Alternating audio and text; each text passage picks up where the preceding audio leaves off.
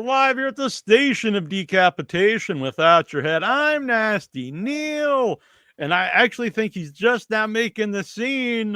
Terrible Troy over here. That would make me Terrible Troy. It would be. And our Hi, newest Troy. co-host here, AJ Cutler, is with us. Very cool. Whoa. Good to have you. We need a cool nickname, but AJ Cutler totally works. And joining us this week, cult movie queen, Lisa Gaye. I would name all the movies, but it would take too long. So it's great to have it you. would take a while. And you're looking amazing here. Thank you. Thank you. So I say cult movie queen. So it starts with Toxic Avenger 2, your first feature film. How does that come about? Because Toxic Avenger is out at that point, but Troma is not really a thing yet. So, how did you get involved in the sequel? Well, back in those days, so you would go to Backstage, which is, I think, still here these days. I think it's just digital. It's the industry paper called Backstage, and people would run ads if they were casting. And Troma ran an ad that they were redoing the Toxic Avenger, and they were doing a part 2. And you send in your picture and resume, your little 8x10 black and white with your resume on the reverse side, and put it in an envelope with a letter and mail it off with stamps, and maybe you'd hear from the people again, or maybe you wouldn't. But they did, and they called me in, and they had me audition a monologue, and I auditioned one called Danny in the Deep Blue Sea. And then they called me in again, and they said they were interested in me to read for the lead villainess, Miss Welfare, for the Toxic Avenger. And so I did that, and then they had me come in. They had me shoot a poster for Preacher Man, and which I'm not in. And then they had me shoot a bunch of stuff, promo stuff for the Toxic Avenger, generic stuff. And then, I don't know, I haven't stopped working with them since. It's like since 19... Yeah, there's no escape after that. Yeah, you can check out anytime you like, but you can never leave. That's for sure. And I don't want to leave. I've had a great time with Troma, and I enjoy Lloyd and Michael very much. They've been very good to me, and I have really no complaint with this company. I've worked with them a lot, and if I didn't like working with them, I wouldn't work with them. And I'm working with them because I enjoy them. It's a great place to hang out, Troma. So did you know of the original Toxic Avenger at that point? Had you seen the movie? Did you know anything about it? No, I didn't. I was a student. I studied in New York. I studied with Lee Strasberg in his master class. And then I was in his last class the day he died. He taught the class. He went home.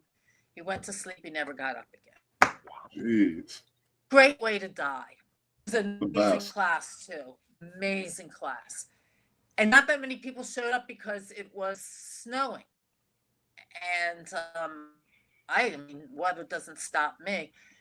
And then afterwards, it wasn't uncommon for people to come back to my apartment after class, and that's what we did. And we're talking about what a great class it was, and how amazing, and there were so few people, and we had the to ourselves practically. And then he just was gone. The next day he was gone. It was very devastating to me because it was the first major loss of someone who I was close with that passed away. And then I got a scholarship out of Beverly Playhouse. So I went out there for a couple of years and studied out there, and I had this cool loft in downtown LA, and into art gallery, poetry reading. We shot films. This is a really great creative place. It was in a very, very dangerous neighborhood. It was declared the most dangerous block in all of America. There's this huge loft on top of this old hotel called the Alexandria Hotel. And in the day of the Alexandria Hotel, Charlie Chaplin, but all the top celebrities had stayed there. And then by the time I lived there, it was the Welfare Hotel, but I had the penthouse. I rented it from this other artist. And it was great, but then I decided, I can't be a professional student. I cannot be a professional student. So I got back to New York. I was going back and forth. I just kept my place in New York, still in the same apartment in New York that I was back then. Thank goodness. Because getting to New York, you better have some really deep pockets, Oh, I'm just having me a buzz ball. You ever have buzz balls?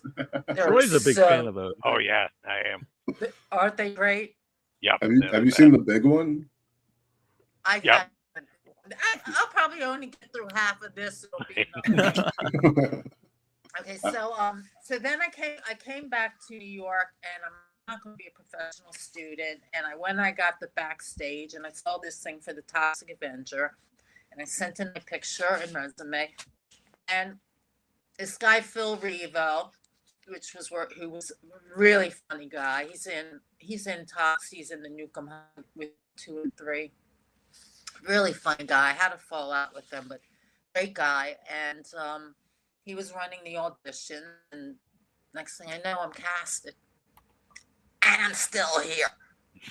That was not time. I think it was like 1988. 88? Could it be it 1988?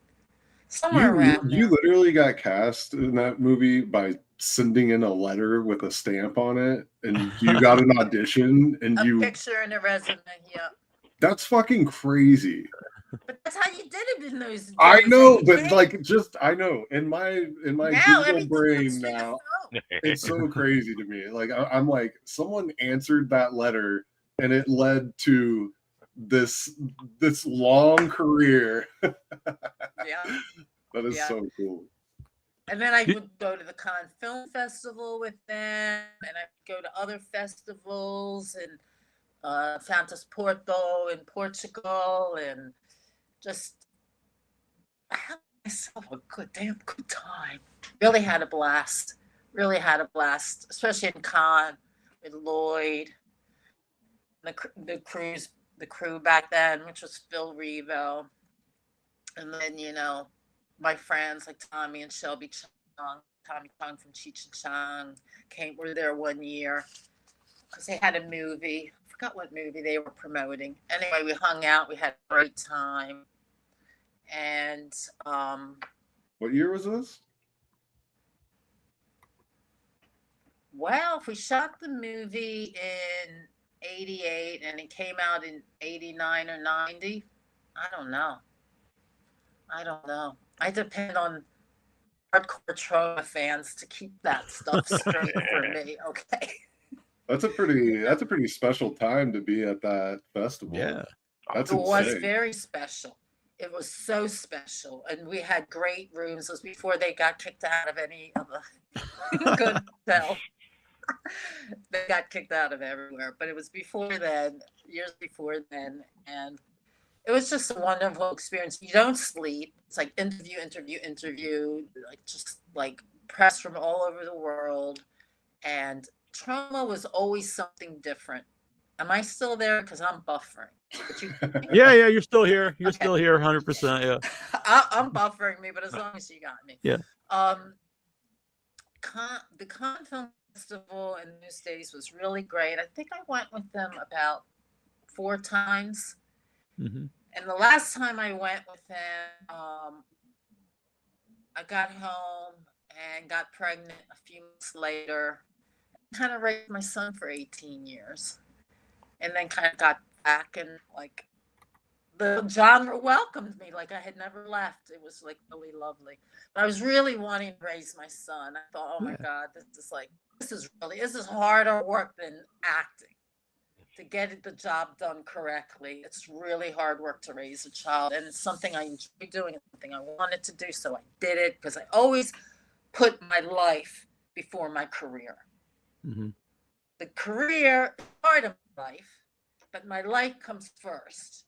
I was never like a driven career girl. I never I'm not like this dynamic woman who can be, oh, have a great career, have a great family, and this and that. It's not who I am. It's not who I want to be. So. Between that time, like, so how different is it when you come back? Like before you left, like you're going to con and stuff, but do you know that like Troma has this hardcore following at that time? Does that like start and then you come back? Like, has it really grown? Well, all during it, I always got like fan email. I had a website, and I started doing social media, but social media takes a lot of time. That's almost a job in itself. That's a job in itself. Yep. And so I still do it now. I'm not that great at it, but I try to, try to put stuff out there. I'm not always that great at it. I could put a lot. Oh, Mike Fink. Oh, now I'm seeing people. Oh, okay. He said you can still get a role that way. Yeah. Now Bobby's here who worked on Funk.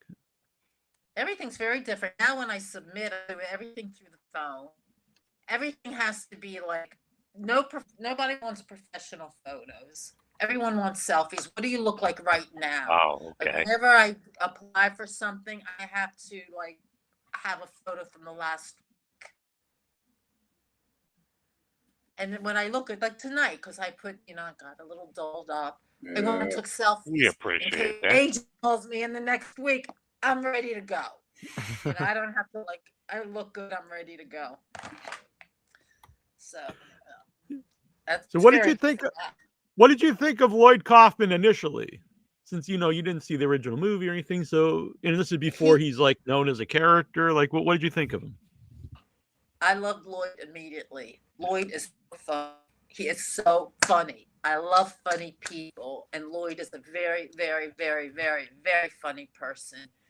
Plus, always warm towards me. He was always very loving with me. Always very protective of me. I just, we had a good relationship. Had great times running around New York and other parts of the world, and even Patty and the kids. They always accepted me as a family member. And Michael and Maris also. Of course, Michael doesn't like to go out as much. That Lloyd likes to go out all the time, and Michael not so much. But everyone was always very good to me. And Lloyd, I think, is like one of the funniest people I've ever met in my life. And there's a lot to be said for laughter. A lot to be said for laughter. And also, as a woman in the business, neither Lloyd nor Michael ever did the creeps with me. They've never been the creeps. And there are a lot of creeps. Yeah, honestly, along those lines, I watched an older video of yours, and you talked about Ron Jeremy, and like you say it kind of tongue in cheek, but at the same time, I was like, I think there might be some reality to what you're saying. Like, what was the experience with him like? I assume not good. There's an interesting Ron Jeremy story coming out, I think, soon. There's been a lot of them, but yeah. When I came up to shoot with you, AJ, for My Man Funk, and Debbie Rochon was there. Yeah. First they said, okay, do the walkthrough where you talk about, videos. I forgot what that segment is called. It's a segment that they do on their. Oh, in the closet. Yes, exactly. Yeah. So my story with Ron is that when we were on Nuke Em High, it was probably 2 or 3. I can't remember which one. It's either 2 or 3. And we shot them separately. It wasn't like Toxic Avenger 2 and 3, where we shot them together and then made them into 2 films. Nuke Em High 2 and 3 was we shot 2, went home, came back to LA, and then shot 3. And Ron has like this weird thing about having to like be in the Guinness Book of World Records and being in the most films he get, porno or otherwise. Sure enough, we're at our fancy schmancy hotel motel 6, and I hear at my door, Lisa, run, open up. Yeah, right. Totally ignored it. Lisa, it's Ron. It's Ron. I can open up the door. I want to talk to you. Like, I don't think so. I just totally ignored it. So, Lloyd always got a kick out of that. He always got a kick that I wouldn't open my door on Jeremy. So I'm kind of like going through this closet of videos and talking about the story about Ron and Debbie Rochon. Lisa, I have a story about Ron Jeremy, but I'm not going to repeat it. You're going to have to wait for that episode to come up because it was like, it was wow. It was cringe. It was so horrible. It was so horrible. Now you know why I did not open my door. Yeah, well, I'm glad you did. Yeah. Yeah. But if they do it, I mean, if they put it up, I mean, why wouldn't they put it up? It's Debbie's story to tell, but it was not good. Okay. Mm-hmm. I mean, it's a good story. Right. It's a bad experience. Yeah. Yeah. It was... Well, I think it's like pretty well documented that he's a piece of shit, right? Like, I think it's all he's like in jail currently. So. Yeah, I have never heard anything good. Even Neal, after meeting him for like 45 seconds, was like, "Yeah, as a guy I never want to meet again." Yeah, I have a picture with him. But yeah. What is his? How did he get to be such a popular porn star? I don't know. So it's not good look. I know he's got. Yeah, I was gonna say it's not the looks. I don't think. And you fit it in the screen. It's just different. I gotta go diagonal on this one. But anyway, evidently he's got like this really huge dick or something. I guess that must be like the selling point or something because maybe he is gross. I mean, maybe that's part of it. It's like people think like this is an everyman. Like if he can be having sex with all these women, maybe I can too, or something. I don't know. Yeah, maybe there's something disarming about that. If you look like know. a troll and look like, hey, okay, this guy must be okay. Yeah, and I believe his name's the Hedgehog. Yeah, yeah, which makes you think he'd be a lovable guy. I mean, I think he has a nice side to him. I mean, I've spoken to him on set before, and he has this, a little bit of a charm thing going on when he wants, and he can be that way. But to sleep with a guy, I'm gagging. I'm going to gag on my beverage. Let's change the subject. But anyway, look for that out in the closet, out of the closet, whatever that one coming up that has a Debbie Rochon story about Ron Jeremy. Yeah, I'm gonna keep an eye out. That one's worth waiting for. Did you know about it, AJ? Oh you no, were there, but you were probably outside doing your directorial organization stuff.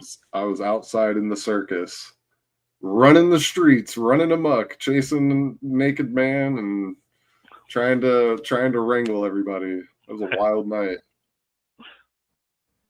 Naked old guy wrangler. That's a good job title, I think. Oh, here's Bill Weeden. I see Bill Weeden. It's gotta be, yeah. We summoned him. I would like to connect to, but I had to actually go to Firefox because I wouldn't take my other. I don't know. So I'm not like. Nasty Neal's power just went out. Ooh, he got hit with the storm. Yep, our power was out about an hour ago, so I don't know how long I've got either. Oh man, feels off the rails. Lisa, in about 5 minutes, it's just gonna be you and I. Mm-hmm. Well, hopefully they'll be back by then.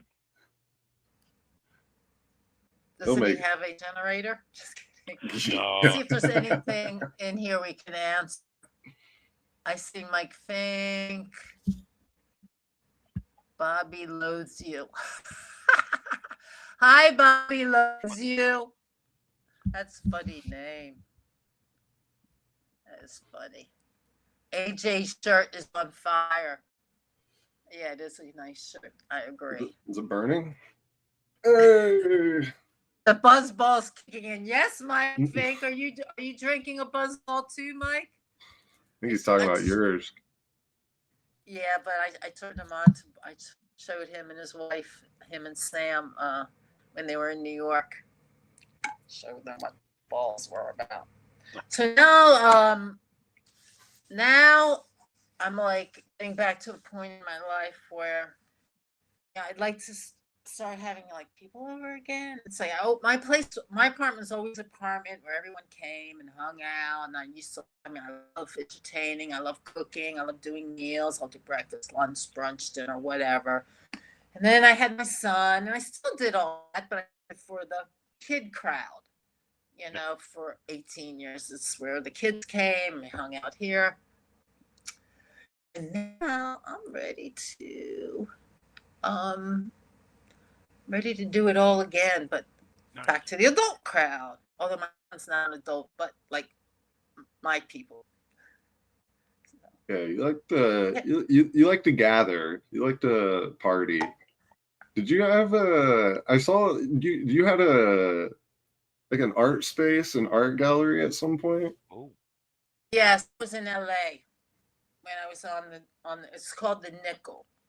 The Nickel is 5th Avenue. I was on 5th and Spring in the Alexandria Hotel. And yes, is that by the Orpheum? It's across the street from the Los Angeles Theater Center. Okay. And not much going on down there at the time. I mean, it was really dangerous. I mean, my space was super, super, super cool. There's no doubt about it. It's like great space. And like celebrities would come, and I'll tell you, some people wouldn't get out of the car. They just keep going. This place is too hardcore for me. But other people, anyone who had any sense of artistic sensibility or artistic fire in them, they were gonna come to that place. It was a place for me and for many people. It was like 4,000 square feet. It was huge, and that was only half of it. This other artist lived on the other half. A fine artist. He did sculptures and he did installation stuff like that. It was his place. I sublet it half from him. And Robert Garrow, excellent artist. And in New York, it would be cost prohibitive to place something like that, even in its raw form, which it was very raw in a way, but that's what gave it its artistic that's what gave it its artistic drive. Anything that's too polished, you're not going to have that real gut artistic quality to it. I mean, I would like to live there again. Yeah. I'm sure it's different. I don't know if it's still as dangerous as it was. Maybe now it is again, now that the country's gone crazy and made crime legal and all that other stuff made you crazy. But what I was just watching? Have you ever watched this? Rabbit Grannies. I was watching this waiting for 8 o'clock. No. Love the name. Yeah, this is an early Troma film. This was actually even around, it's 30 years now. This was even around, what year did they make it? It was around when I first started. I thought, let me watch it again. It's a really great film. Debbie Rochon wants to do the remake of it. Nice. Did you see me as a rabbit granny? Do it. Yeah. It's a really good film. It was made in Belgium. Very British in a way. Belgium guys made it in like old chateau. I don't know where we would make it in New York, but whatever. You're like so drawn to chaotic shit. Like even the art gallery, like the art, like saying like, oh, people wouldn't even get out of their cars. Like where did that start? Where do you think? Because I'm drawn to like pretty ragged, like pretty chaotic shit, but I can't really pinpoint where it started. Do you know where yours started? Well, you know, AJ, I was brought up pretty much like a Jewish American princess. And, you know, was not in want of anything growing up. And it wasn't really a lifestyle for me. It was okay. You know, it was fun growing up with it, but it wasn't my cup of tea. Let me put it that way. So I broke on through to the other side and just started like getting like rabid grannies.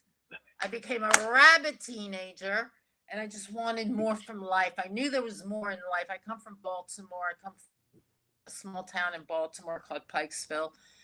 And it was, you know, very small and tight and everyone's very much the same. But I really had a hunger for life. And how I ended up in New York, believe it or not, you ready for the story? How I ended up in New York.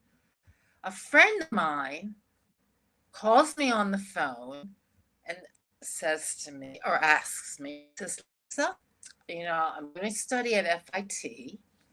And so I'm going to drive up to New York. Do you want to drive with me? Okay, when are you leaving? She said in an hour. It's okay. So I got my suitcase out. I threw a bunch of stuff in. I came to New York.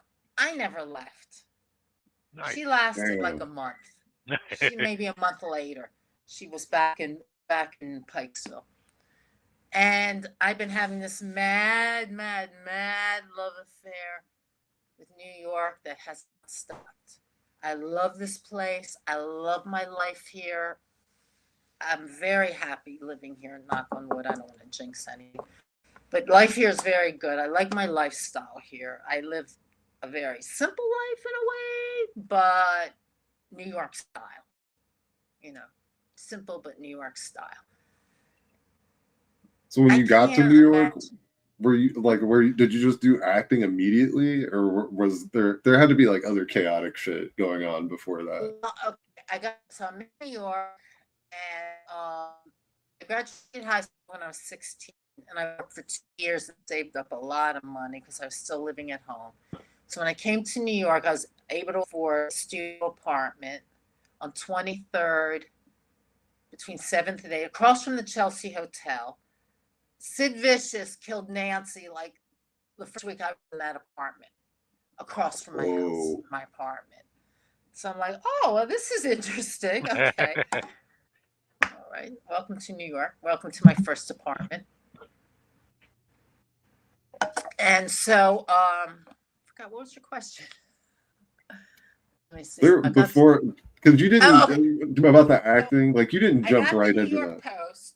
I got the New York Post, and I was looking for a job, and I got a job in a coffee shop called Avenger's Coffee Shop. You know, there might still be a few of them around. There were like many of them at the time. I think there might be only a few left. There might not be any left. And so I was working there for not that long. Every day this guy would come in, and every day have the same thing. And one day he says to me, "You don't belong here. I'm coming back after your shift. I'm going to take you up to Rockefeller Center. They're hiring for the hour summer cafe." So I said, okay. So I went with him up. Never saw the guy after this. I went up there. I applied for the job. I got it. So next thing I know, I'm working in the outdoor cafe, Promenade Cafe at Rockefeller Center. Well, within a week, they're having this huge party for Saturday Night Live. So I met Chevy Chase, the originals. Chevy Chase, Jane Curtin, Bellucci, Aykroyd, Dan Aykroyd. It was the original cast. I could not believe it. I'm like, how did I get like here? I mean, I just flow with the life. And thank God I have good instincts, because I've done stuff I look back at, I'm like, you know what? It probably wasn't a good idea. But my instincts of like even going with some guy up to Rockefeller Center, never saw the guy again. Okay. So then I'm at Rockefeller Center. And this guy comes up and gives me a line. I'm naive. I don't know shit. This guy comes up and gives me the sign. Oh, I'm producing a movie. You should be an actress. I told my mom, oh, I met this guy. He said I should be an actress. So she said, oh, if you're going to be an actress, you need to study with Lee Strasberg. Well, I never heard of Lee Strasberg, but Mom says I should study with Lee Strasberg. So I opened up the yellow pages, which we had. That's how you did things in those days. You had these books. And I looked it up. I said, okay, Lee Strasberg. And I went and made an appointment, and I got into his master class. All of a sudden, I'm looking around and there's all these celebrities. I'm like, oh my God, who the hell is Lee Strasberg? Yeah. What am I doing? Okay, so then that went really well. And he said to me, look, you just have to study with me. You can't model, you can't do anything. You just have to study. All that stuff's going to teach you bad habits. If you come into me, you're coming to me as a clean slate. You do anything else but study with me. You can't work right now in the modeling in particular. So okay, and I studied him until the day he died. Wow. And it was a wonderful experience. And then that's when I went out to LA, and that's LA. Actually, I'll tell you, really, to be honest with you, one of the main impetus for me to come back to New York was earthquakes. There was a big earthquake. I'm in the penthouse at the Alexandria Hotel, and I'm like, oh my God, I don't think this earthquake stuff is for me. Came back to New York, and that's when I hooked up with Troma. Was that around 94? Earlier. Because I've seen those really bad earthquake videos from the early 90s where the sidewalk is moving. Crazy. They were all from like Southern California, though. Like those were insane. Yeah, it was pretty nuts. No, I was back in New York. If I was back in New York for Toxic Avenger. Oh, okay. Too, and I think we shot that in '88. I think we shot that in 1988. Oh, so yeah, you were already back. Somewhere around there. So I was already back. But look, all these years later, it's still standing. It's burning, but it's not the earthquakes. It's the fires that got it in the end. Well, I think everybody says it's supposed to fall in the ocean, right? Might. They say it will. That But the whole lifestyle wasn't for me. Huh? That was Lex Luthor's plan, I think. Yeah, it was LA was just a little too superficial for me. I didn't like car culture at all. Did not like car culture. I didn't like having to drive so far, so many places to get anywhere. I didn't like the way everyone was always late. And I felt like I drove on that same highway and I wasn't late. You know, I didn't like it. Just wasn't for me. LA wasn't. New York's much more my pace. I'm very happy here. You know, if someplace like, I know New York's a difficult town. I know it's expensive. I know it's difficult. But if a place is a good fit for you, it's not difficult at all. You know, it just works. Oh, I should do that too. I think I actually got this little. I can do that too. I can vape. Vape and drink. Vape squad. Here I go. It's kind of the same way that I felt about LA, and even not just the people, but like the content. Like I noticed the content being made on the different coast are like drastically different. And so, you know, I go to LA and I make, you know, I've made cool stuff, especially in the horror genre in LA. There's a lot of cool shit happening, but there's also a lot of like movies about Ubers and stuff like that. And then when I go to the East Coast, I'm always being asked to work on something pretty violent normally, which I know there's more than just that, but I don't know. Do you notice that the projects you get asked to do coast to coast are different at all?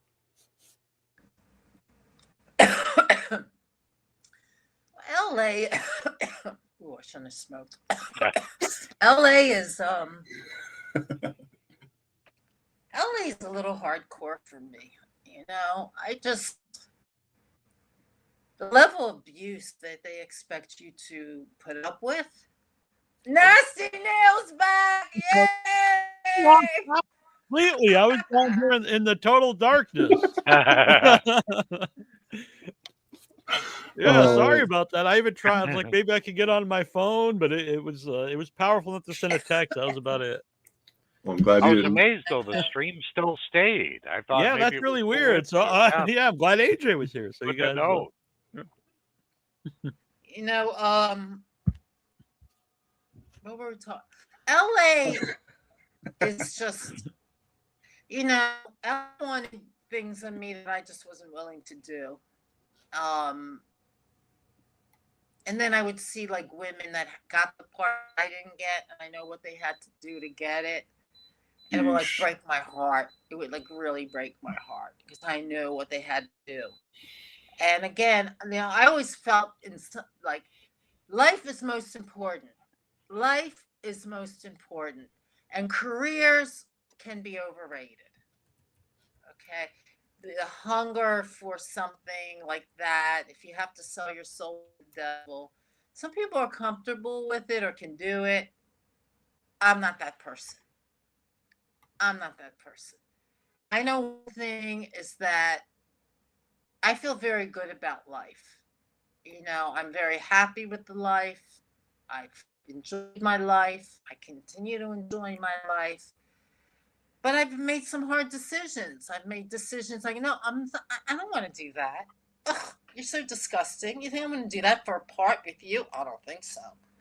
You know, I mean, it was easy for me to walk away from things, even though it lingers on your brain, you know, like, oh my God, maybe I should have just done that one little thing and then I could be that step ahead. But that's not really who I am. You know, I'm not going to sell my soul to the devil to be famous.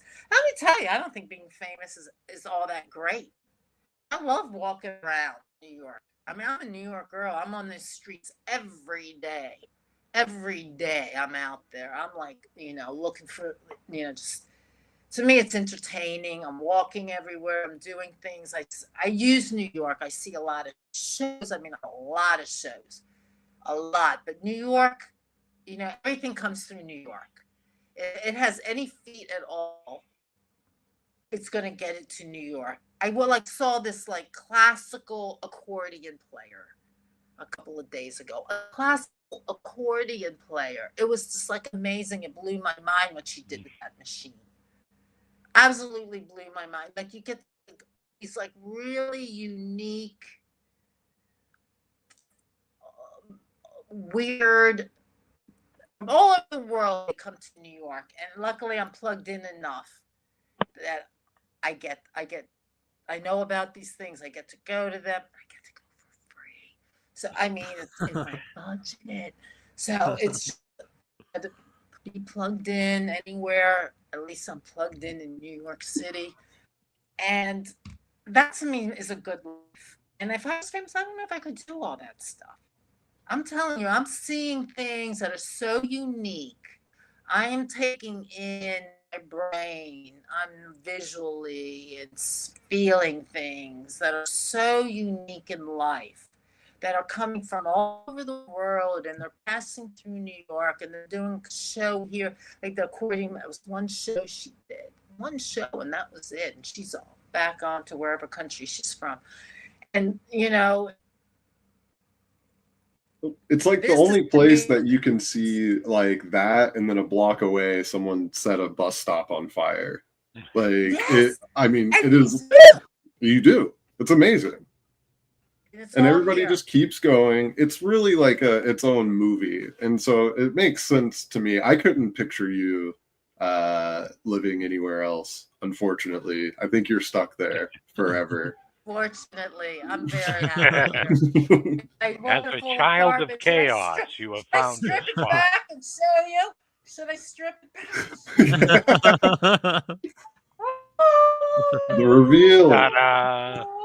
That's very New Little York. messy, but not too much. There you go. My apartment. Whoops. A peek behind here, the don't curtain. I dig it. Mr. Bill Weeden is here. He does mention that you went to cons for Kabukiman. Ah. See, I depend on people to remember these things. My brain is in too much overload. There's just no way to keep it all. And you know what, Bill, you too, Mr. Bill Weeden. I know you do a lot between upstate and Manhattan. I'm trying to get myself put back together. Yeah. Oh, hear that? Are you okay? All right, it's 3 bedrooms. I can't see. It's the buzz. My power goes out. Now Lisa's walls falling down. Oh my Welcome to the It's disaster the episode of buzz Without Your ball. Ad. Someone has mentioned that earlier. He said the buzzball was kicking in. Oh no. Yeah, and AJ's telling you to drink the great big buzzball. Oh. Oh God. We're gonna save that up for thing next would probably kill me. If you had the big buzz ball, you probably would have thrown that background out the window. time. Like a frisbee.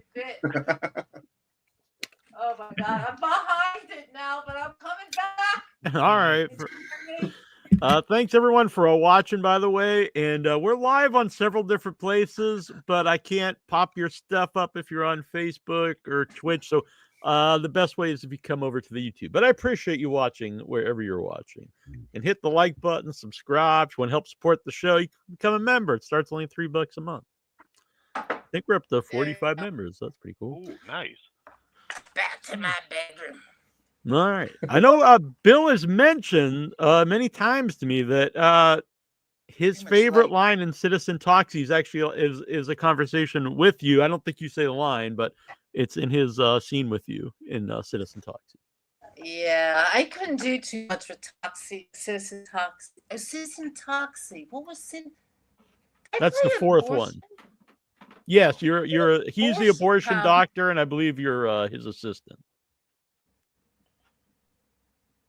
All I remember is like being on top of this. Yeah, I kind of remember that.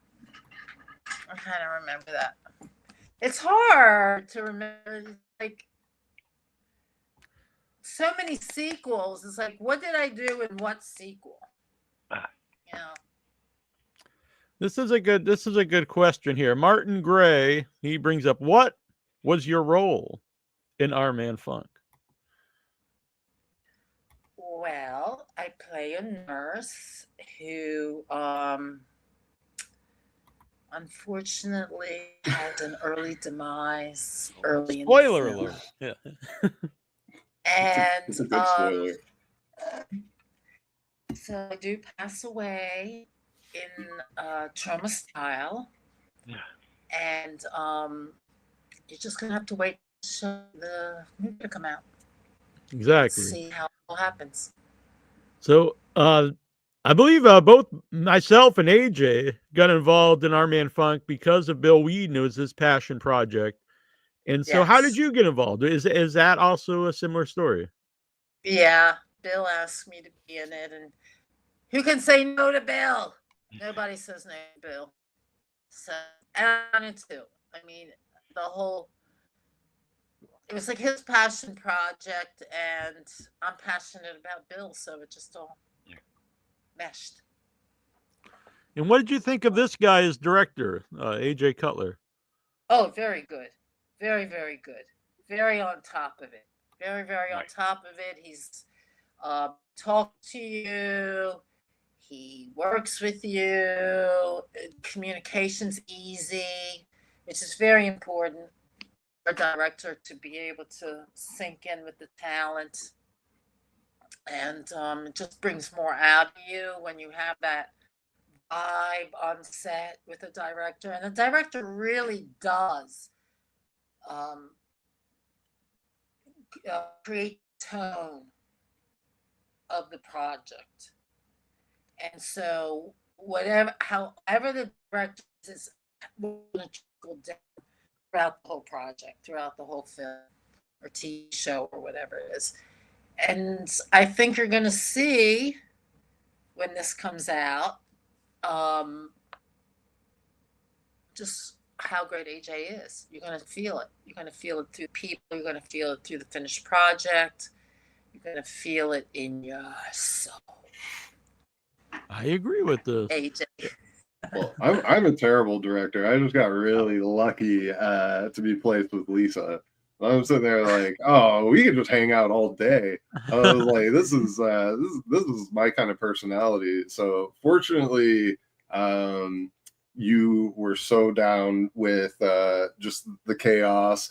And I mean, it's organized chaos, and you know, we got a lid on everything. But from the untrained eye, it probably looks like an insane asylum broke out. And so it was cool. It was really cool to be able to work with you, and you have like a focus. I'm sure it's from being a New York gal, but you have a focus in the midst of chaos that it makes it really easy to work with you. It's crazy. So that was a cool experience for me. We were just out on the streets, kind of getting after it in the middle of the night.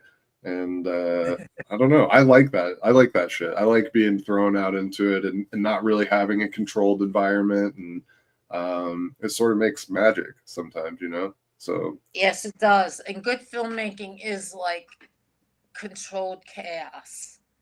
And I work on a lot of A projects, and nothing's that different really from low budget to high budget, you know, except better toys, better equipment. I mean, you do have people that are experienced, but the creative process is always the same. You know, if you're going to be creative, you have to leave that openness for things can happen. If you're so tight on a project, you're so tight, you're really cutting off creativity. So there's a certain, you know, you have to know, like, okay, this day we got to get this shot. We have this many hours to get this shot. So there's a certain organizing and a certain structure. But if it's too structured, you cut off creative process. So it has to be a good balance, you know, if you want a good product at the end, you know, to have that freedom to let that come forth.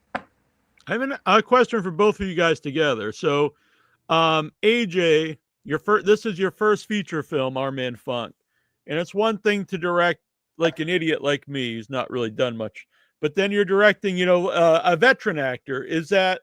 What is that experience like? Because it's like, this is my first time doing it, and here's someone who's done many movies.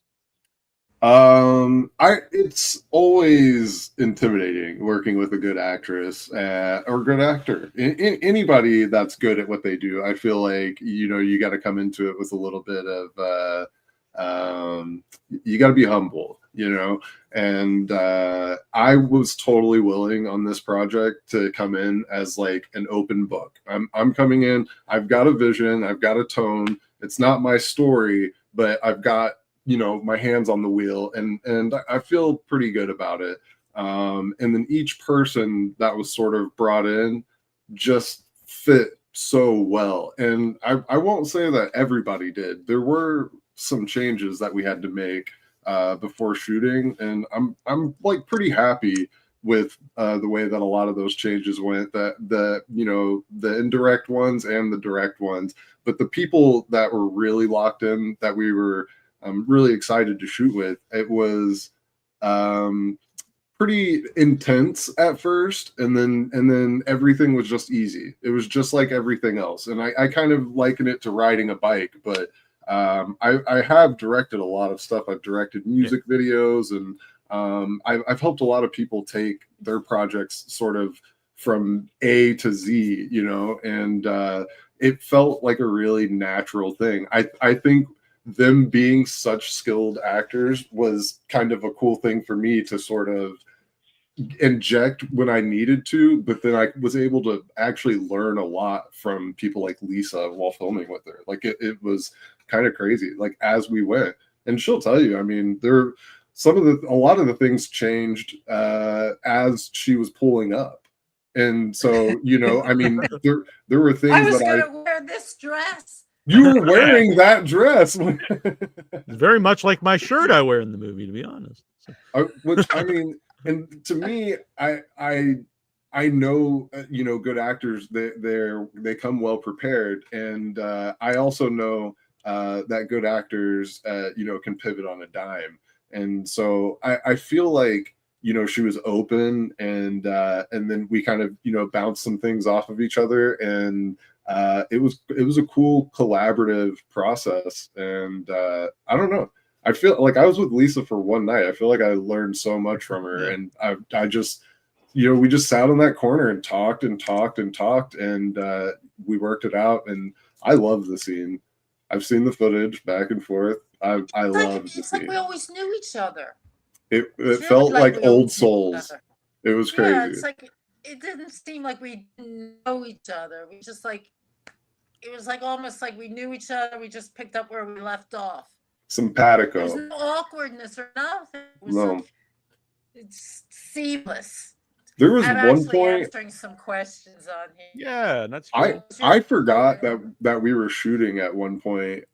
We had broken for a minute, and me and Lisa were standing on the corner, and then she asked me what was the biggest rat that I had ever seen. and then I was thinking about it, and then I thought about one that I saw earlier that ran by while we were filming, and then I looked up and I went, oh yeah, and I was like, where is everybody? And they were kind of like prepping camera gear, but I completely spaced out that we were even in the middle of the shoot. I just thought I was having a conversation with a friend on the corner in New York, a city I don't even live in. And Lisa, kind of follow up. I love New York. Love New York. I think it's the best city in America.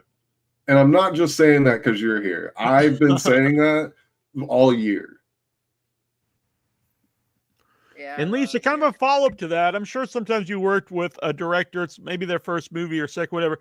And, maybe they, they're big Troma fans or something. And so could they be intimidated by you? And then maybe they don't direct you as what really they should. And would you appreciate it? Is that better as an actor if they do like, hey, this is how I would like you to do it, as opposed to you're Lisa and you can just do whatever you want? I like to be directed. Mm-hmm. Because it brings out new things in you. It introduces you to things. Do you need more? Do I have too much light on me? Anyway, I like to be. If I have a director who wants you to just do you, I can do me. I can do it. I'm fine. I can hold my own. But I like it also to be directed. You directed me, AJ. AJ directed. He told me things. I mean, how he saw it. He saw it going from what the original script was into being a nurse, coming out. But I do like to be directed because as an artist, which I consider acting an art, it's just another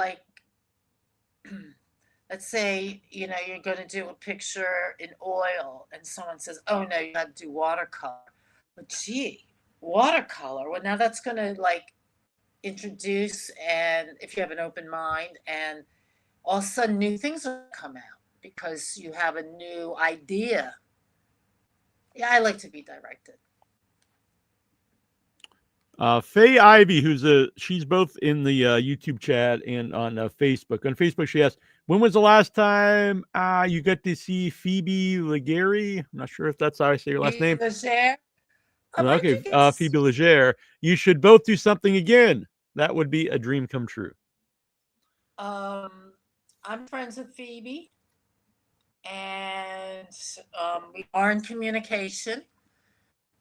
And I would love to work with Phoebe again, and maybe that will happen because Phoebe has a lot of her. She's so talented. I can't tell you. Phoebe is one of the most talented people ever. She's multidisciplined, and everything. Her music is great. Her art is great. She did play. She did Mrs. President, which was could have been Broadway bound easily. That's how the level of how great it was. And I think Phoebe and I will work together again. I mean, I love Phoebe, and I consider myself to be. Phoebe's a very interesting woman, and she's very has an artist temperament, and she's very talented beyond most people even understand her level of talent. And Faith, I think that Phoebe and I will work together again. I hope so. We did some press together. We were in like Paper Magazine together back in the days, but we haven't really done anything since then. But since the Toxic Avenger stuff, she perhaps her and Troma have some interesting feelings about each other right now. But I'm, for one, just feel like, just embrace it. Embrace your past. Embrace your history. Embrace your future. It's all good. Phoebe was a magnificent Clara. She, she made the bar for that blind bimbo bitch with melon heavy breast. I mean, she really, created what that blind bimbo bitch should be and how she should be played, how she should be seen. She really made her into a character, unto herself. She was no longer Toxic Avenger's gal. She was this blind woman, and just really amazing. I would like to see,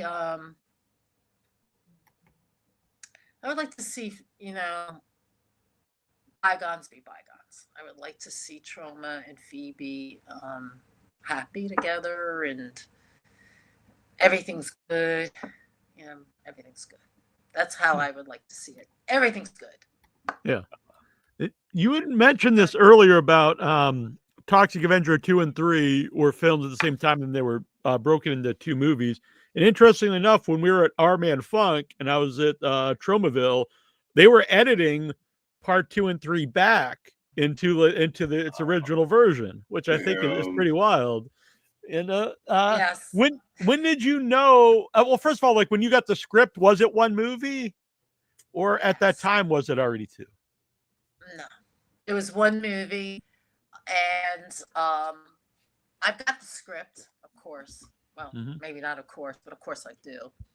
I have the original script, and I'm really happy that they're editing it back into how it's originally seen or thought. The original vision. I think it's brilliant to have both versions, and really brilliant that we are going to have both versions now. Yeah, it's really exciting. I'm watching YouTube on Safari. Everything's fine, but I'm on Firefox to do it, and it's not always so good. I'm getting a lot of buffers and stuff, but I see it's pretty good online though. All right. Yeah. Faye Ivy, hi, Lisa. I love you from Alaska. That's very nice. Love you. Alaska. Yeah, Faye likes it if I meow on the show, but I feel weird doing it with, I guess, with other people. I think you have to now. You kind of have to. That's a little weird to bring it up. All right. Now my cats are going to come charging. You know that. All right. That's enough meowing here. Dominic, I have a few Phoebe albums. She's very talented. Can Lisa meow? Faye wants to know. This is going to be her favorite show ever. Yeah. Listen, I've got my meow clothes on. Right? I got my leopard on, so yeah, I should have worn the matching shirt over here. Mike says that that's premiering a Tromathon, I believe. The original cut of Toxic Avenger. Oh, is it going to be called Toxic Avenger? I wonder what it'll be called. Will it be called Toxic Avenger called 2? Melvin's. What is it, Mike? Melvin's what? Put it on there, Mike. Melvin's. I could look that up, but I won't. Yeah, we'll find it. You know what? I want to go to Tromathon. I should make my plans to make that happen. I want to go. I had a really good time. I met Link originally, and I'd like to go there again. It was a great time. It rains a lot. It's very muddy, but that's fine with me. I can handle that. Yeah, and I came up earlier. Mr. Melvin, I believe it was called. Okay. Mr. Melvin. Yes. And Ivy's very happy, as I figured. Yes. And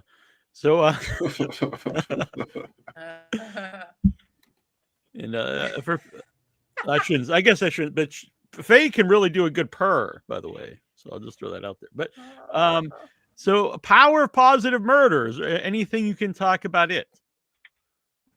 Okay. Great time. The location. Nobody was there, right? No. Only in spirit. It was up at this old mansion upstate, and I just love the way we all lived together. You know, the principal stayed in the mansion. I stayed with Debbie Rochon, which I loved. We shared a room. She shared a bed, king size bed, and all night. We caught up. Like, we just couldn't stop us. We were like, I love Debbie. And then they had these cabins in the back. That's where the drama was really happening. That could have been a movie. That was like a soap opera back there in the cabin. Oh my! And then they had tents. The whole environment, I just loved it. I loved the whole thing. I loved the mansion. I loved the cabins in the back. I loved the way people were pitching tents. You know, a lot of people got urinary tract That's a great memory. Yeah. Yeah, remember the UTI. Yes. And I know that there were a lot of ambulances being called there. When I left, there had been like 5 for all sorts of interesting reasons. Never for me though. I know. Oh, well, that's good. We're glad that you're okay. But I like that. I love that. I love the way everybody was together on this property. And then the owners of the property, I think, especially the woman in the house, I don't blame her, really, really, really didn't want us there. It didn't take her long to be like, these people are going to destroy my house. But I think her son was a big Troma fan and a big genre fan. His son talked her into it. But it's tough, you know.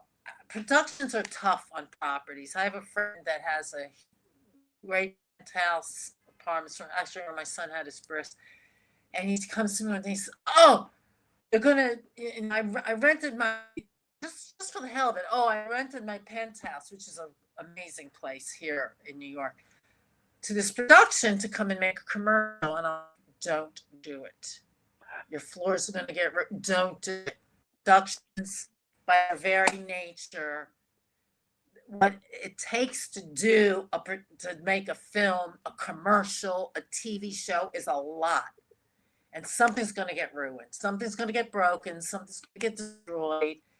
You know, commercial people should be on commercial properties, not homes. Unless you really know what you're getting into. And I don't care how much. I don't care if it's a $10 million budget. I don't know if it's a $100,000 budget. Shit's going to go down. And you shouldn't rent your personal home or your personal, just not a good idea. Mm-hmm. Again, I don't care what your budget is. It's not a good idea.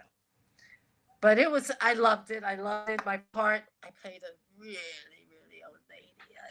I was a really, really old lady.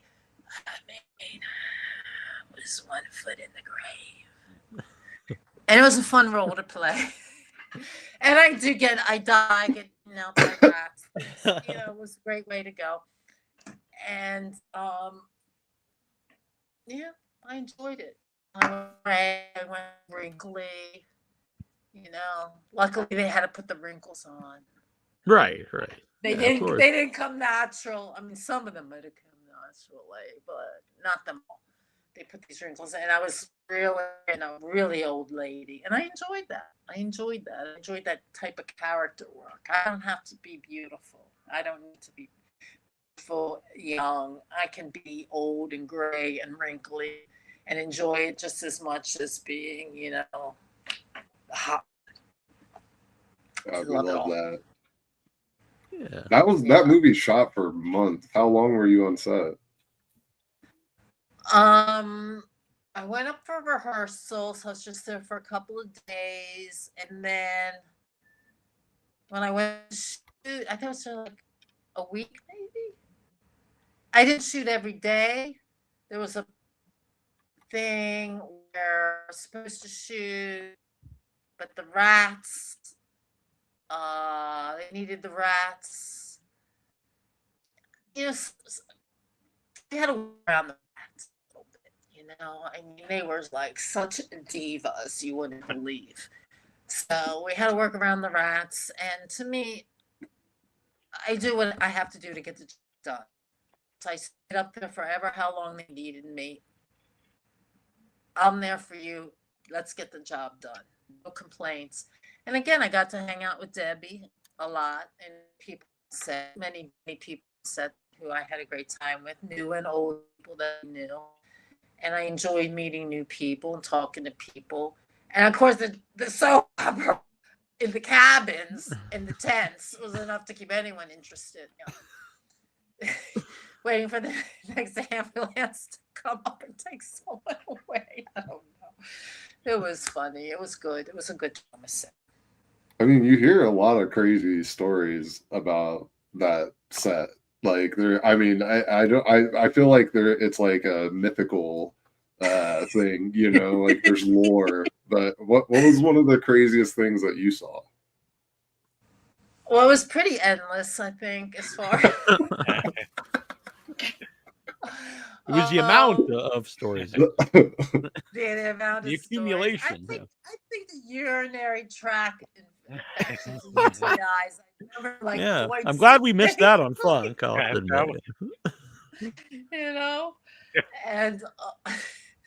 there was a lot of off-screen drama. You know how it is. People, not me. I was in the main house. I'm talking about the cat. People, a lot of sex, drugs, rock and roll, and filmmaking, and rats. Lots of rats, yeah, and eating my gut out, all over me, crawling all over me, and I hear Adam. Lisa, had to come hear me. It was Adam. Adam's great too. He's amazing. I love Adam. Mm-hmm. Everyone's great. The thing about Troma, for the most part, every once in a while there's a miss, but for the most part, they have a way of attracting really people.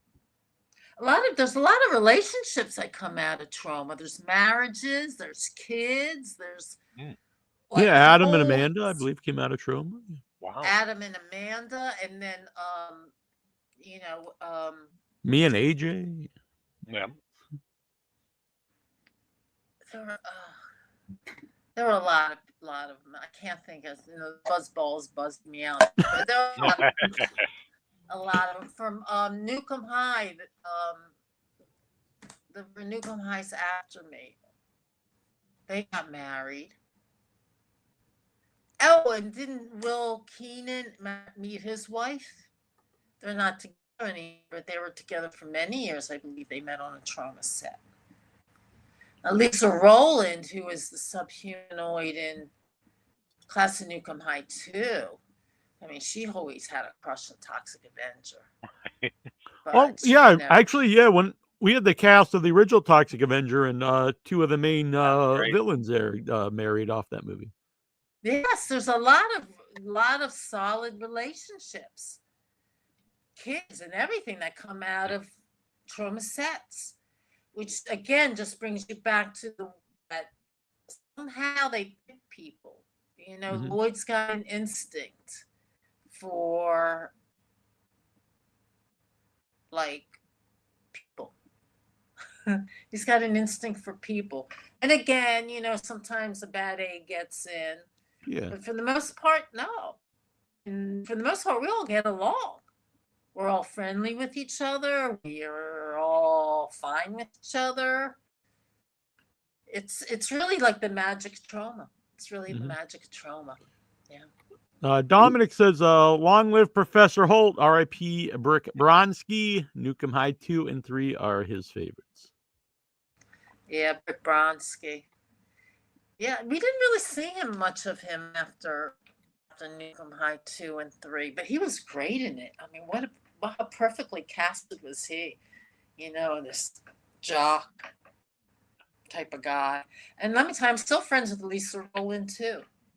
As far as Phoebe Legere, Lisa Rowland, all the other leading ladies in the films that I worked in, I get along fine with them. You know. Do you know what happened to? Do you know what happened to Scott Resnick, who played Dean Okra? Because he's like a pretty big part in that, and he didn't go on to like be another Troma movie. I think he's in one before that, like a small role, and then he's a pretty big part in that, and then I think that's it.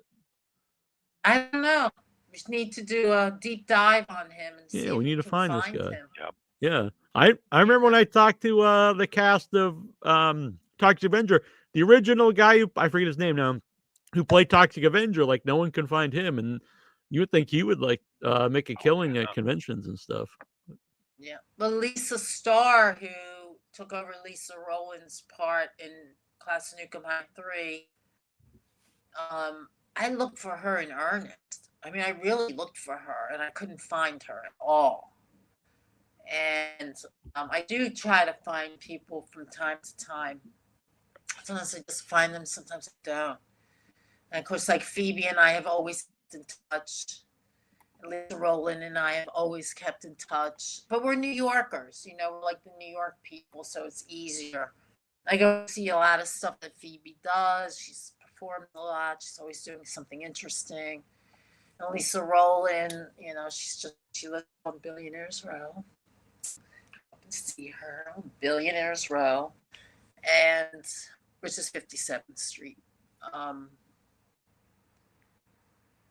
Yeah, it's pretty amazing. I'm sure. I mean, there were things where I was misunderstood because I didn't like know things. Like when I was doing, like standing in with somebody while they read their lines. I kind of remember this. It's like I don't even remember the guy's name, but he really trashed me afterwards for not giving him lines back, I guess, the way he wanted or at all or whatever he was upset about. But it like wasn't malice. It was out of like not knowing better. You know what I mean? But people in this business can be very sensitive, you know? They can be very egocentric, you know, very like egocentric. To me, I think that a lot of reasons that people don't get along is more like misunderstanding than intentional assholeness. Although a lot of people have intentional assholeness, especially in Hollywood. I take that back. But I certainly don't want to like intentionally be. I think occasionally out of not knowing better I was, but it certainly wasn't my intention. So where did the big bun hair come from? Like, who was that in the script? Like, what's the story behind that? As I remember it, back there was talk about big hair, and so one day on set, this hair comes out. It's like this. It's a log. It's like a turd log. And it was like, no. Oh yeah, that's the one we ended up with. But it was not right. So Amy Snyder, who's now Amy Taylor Snyder, Amy Snyder Taylor, she still works in the business. She does very well in the business. And we're like, oh no. She helped me put Holt together. We worked very closely on creating Holt, Professor Holt. And it was her mother, who also worked in the business, her father also. They're behind the scenes people, very successful in the business, makeup, hair, set people, really big in the business, but behind the scenes, not actors. And so Amy's mother made that first wig. And that was more Holt, I mean, it was more, sexy, more slimline. It just worked. She ended up making like 4 of them because we blew them up, we slimed them, like all kinds of things. We kept destroying them. So she made about 4 of them. And I love Holt. I have the wig here. I have a wig here now. Another one was made for me on the Power Pots and Murder. I've had wigs made throughout the years, but Amy's mother's made the great wigs. I could keep that wig on all day. I would forget I had it on, go through doors, and the top of it would like break. So we were always having to repair the top. That's how comfortable the wigs were. And I went through a slew of wigs that were like really uncomfortable, trying to get them made on the East Coast. And now, Vada, I don't even know how to say her name. She works up at Troma. She did the hair and makeup. She did the Veda Calista. Yeah, Veda. She's the one who made the wig now, and I just love her so much because she actually made a wig that I can wear like all day long and not think twice about it. And Good so wig. I have it now. I'm ready to pull it out and do, be Professor Holt anytime. Yeah, she did a terrific job. She's a major talent. I'd like to get her more work. I've tried to get people more work if it comes my way. I try to hook people up because I'm also plugged into, the other side of it, which is a little, stuff that pays maybe a lot better than, the both sides. And so I try to hook them up if I can, people. That's good. I think I see that a lot in independent since I've been involved in independent film. When you find people you like and they're talented, you help them get involved in other projects. I mean, that's helped me. Yeah. Honestly. Lisa, they're coming for you. Yeah. She's back on the set of Power, Pause, and Murder. Dominic, Dawson had a pic of Professor Holt in his locker on Dawson's Creek, a true cool Troma egg. Holy shit. Huh, Is that real? It must be. That's pretty wild. Where did you see that? Did you know that, Lisa? No. That's fire. I've never seen Dawson's Creek. So. No, I haven't either. Dude, that's huge. Yeah, no, it's definitely a big show, yeah. Oh I wouldn't know how to look that up, but yeah, if you have a still of that, Dominic, send it over and I'll post it on the website or on the YouTube page somewhere. I've got no life. I can hunt it down. Watching every episode of Dawson's Creek. Got the whole box set at home. So. I don't even watch all the stuff that I'm in. I'm really terrible about that. I don't even watch it. You're gonna watch Our Man Funk though. Oh yeah. Well, I watch the stuff that I have like parts in, but I do a lot of stuff that I don't have parts in, but I have like featured stuff. It's a lot. There's a lot of work in New York. I'm just, life is very big. I can't. Like my brain goes on overload. I only watch stuff that I'm in. No, Yeah, stop that joke. Oh, I love that joke. I should do the same. I've met people that tell me, "Oh, I saw you in this episode of like Law and Order SVU."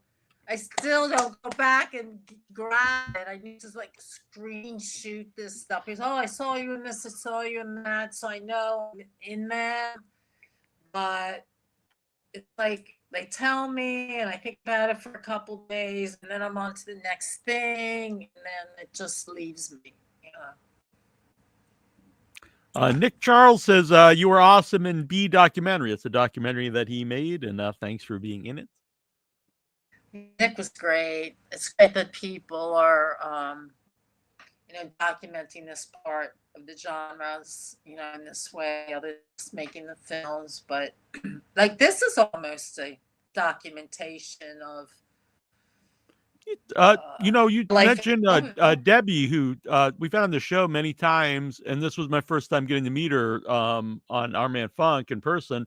And she'd mentioned that to me. This is the 20th year of the show, and she just said, like, you should really do something with all those archives, like, because a lot of people are no longer here, and like, because she used to host Fangoria Radio, and she's talking about like she's put out books, with her interviews and stuff, and it was interesting for her to say. And again, kind of like you were saying before, she was just helping me out just to be nice, like just giving me some advice on what to do with all the content from the show.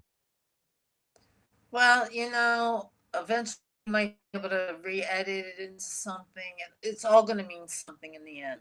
It definitely will. It's going to mean a lot more than you probably realize right now doing it.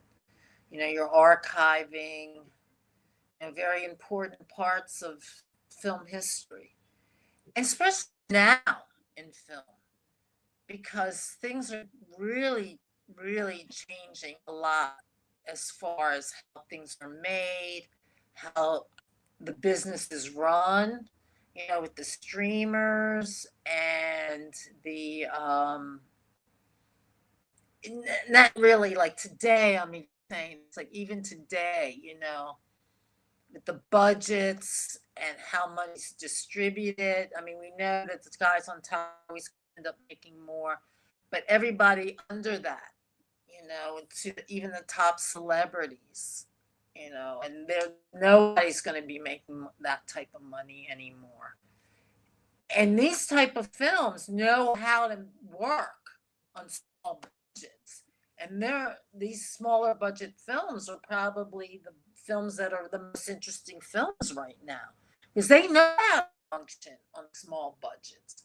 Big budget people, it's like, oh my God, the money's not here. Oh God, how are we going to do this? How are we going to do that? Oh, it can't be done. I mean, we're not money. We can't do it.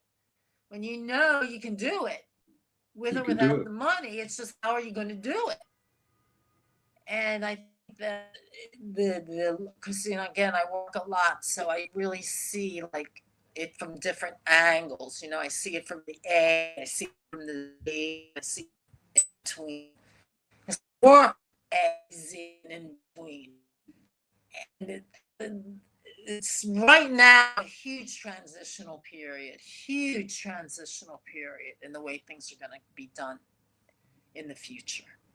And these type of shows, these type of films can end up making more money and still be making a lot less than these other people, because they know how to do it. They know how to work under these guidelines.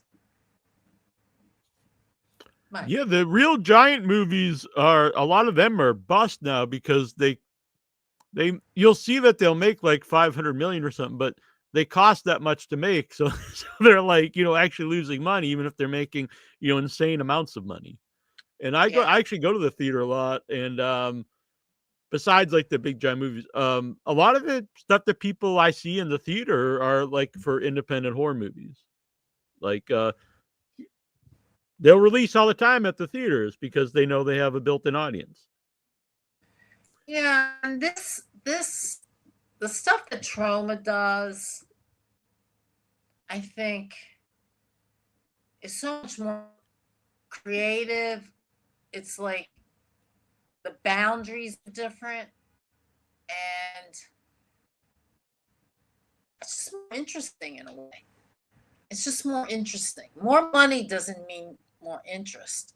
More money might mean more special effects or bigger salaries for certain people. But it doesn't mean necessarily more interesting. But then again, are people interested in interesting? I don't know. I really don't know.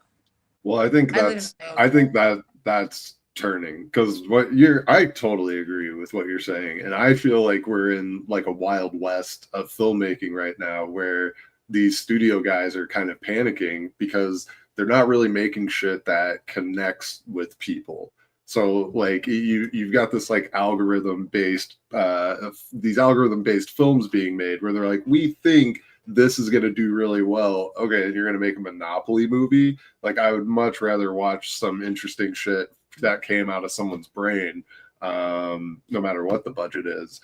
And so now we're seeing it where the tools are all accessible. Like, all the camera gear that we were working with, I mean, that's the same stuff that guy's going to go back to LA and shoot films and beer commercials with.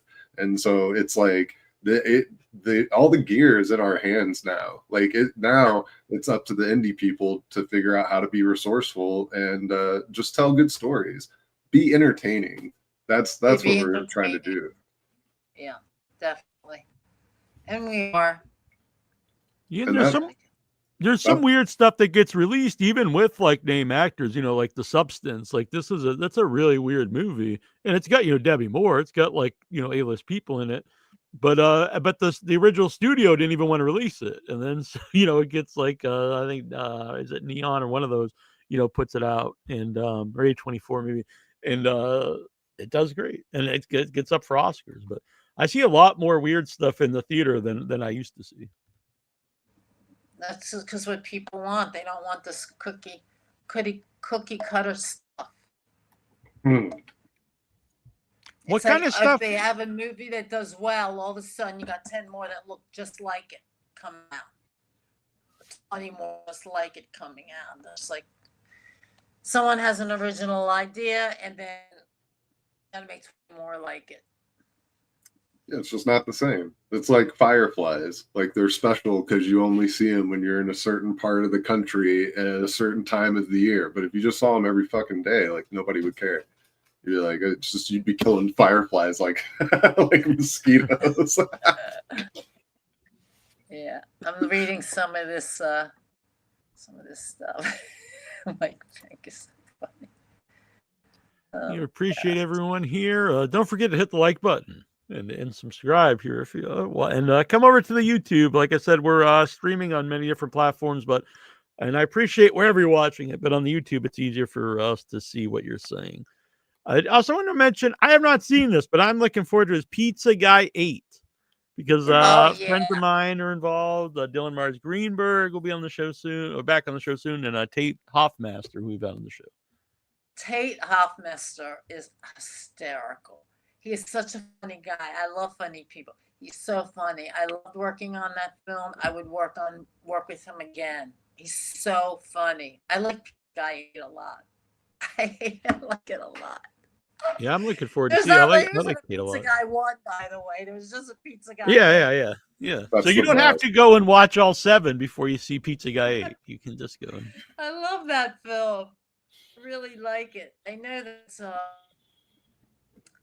what's his name? Curse of the Werewolf is going to be shown Museum of Moving Image, which is where Pizza Guy 8 also opened up. Great venue, very respected. Is that the Curse of the Werewolf? Werewolf, yeah, Curse of the Werewolf. What did I say? Werewolf, Werewolf. That's a funny movie, and that's playing in New York. Have you seen it, AJ? What? Yeah, I've sneaked some peeks at it. All right. And it is fucking funny. It's very funny.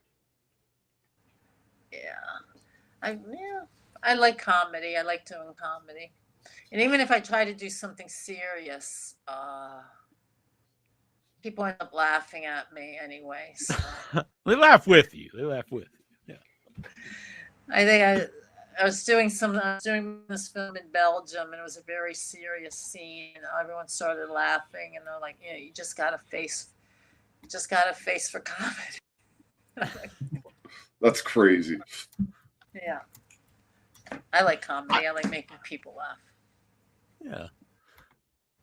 So, and where can people follow you to see what you're up? If you want them to follow you, maybe you don't want people to know what you're doing, but where can people follow you to see what you're up to?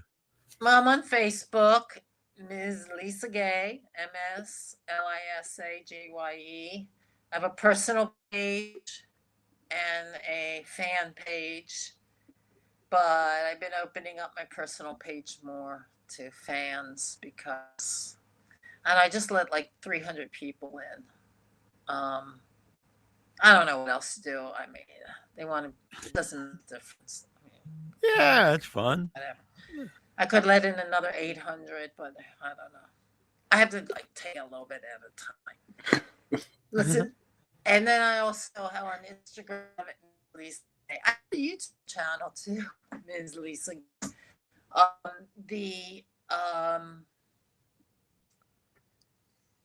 Again, it's like social media could be a full-time job. It is a job. People have it as a profession. The profession is social media coordinator or, social media.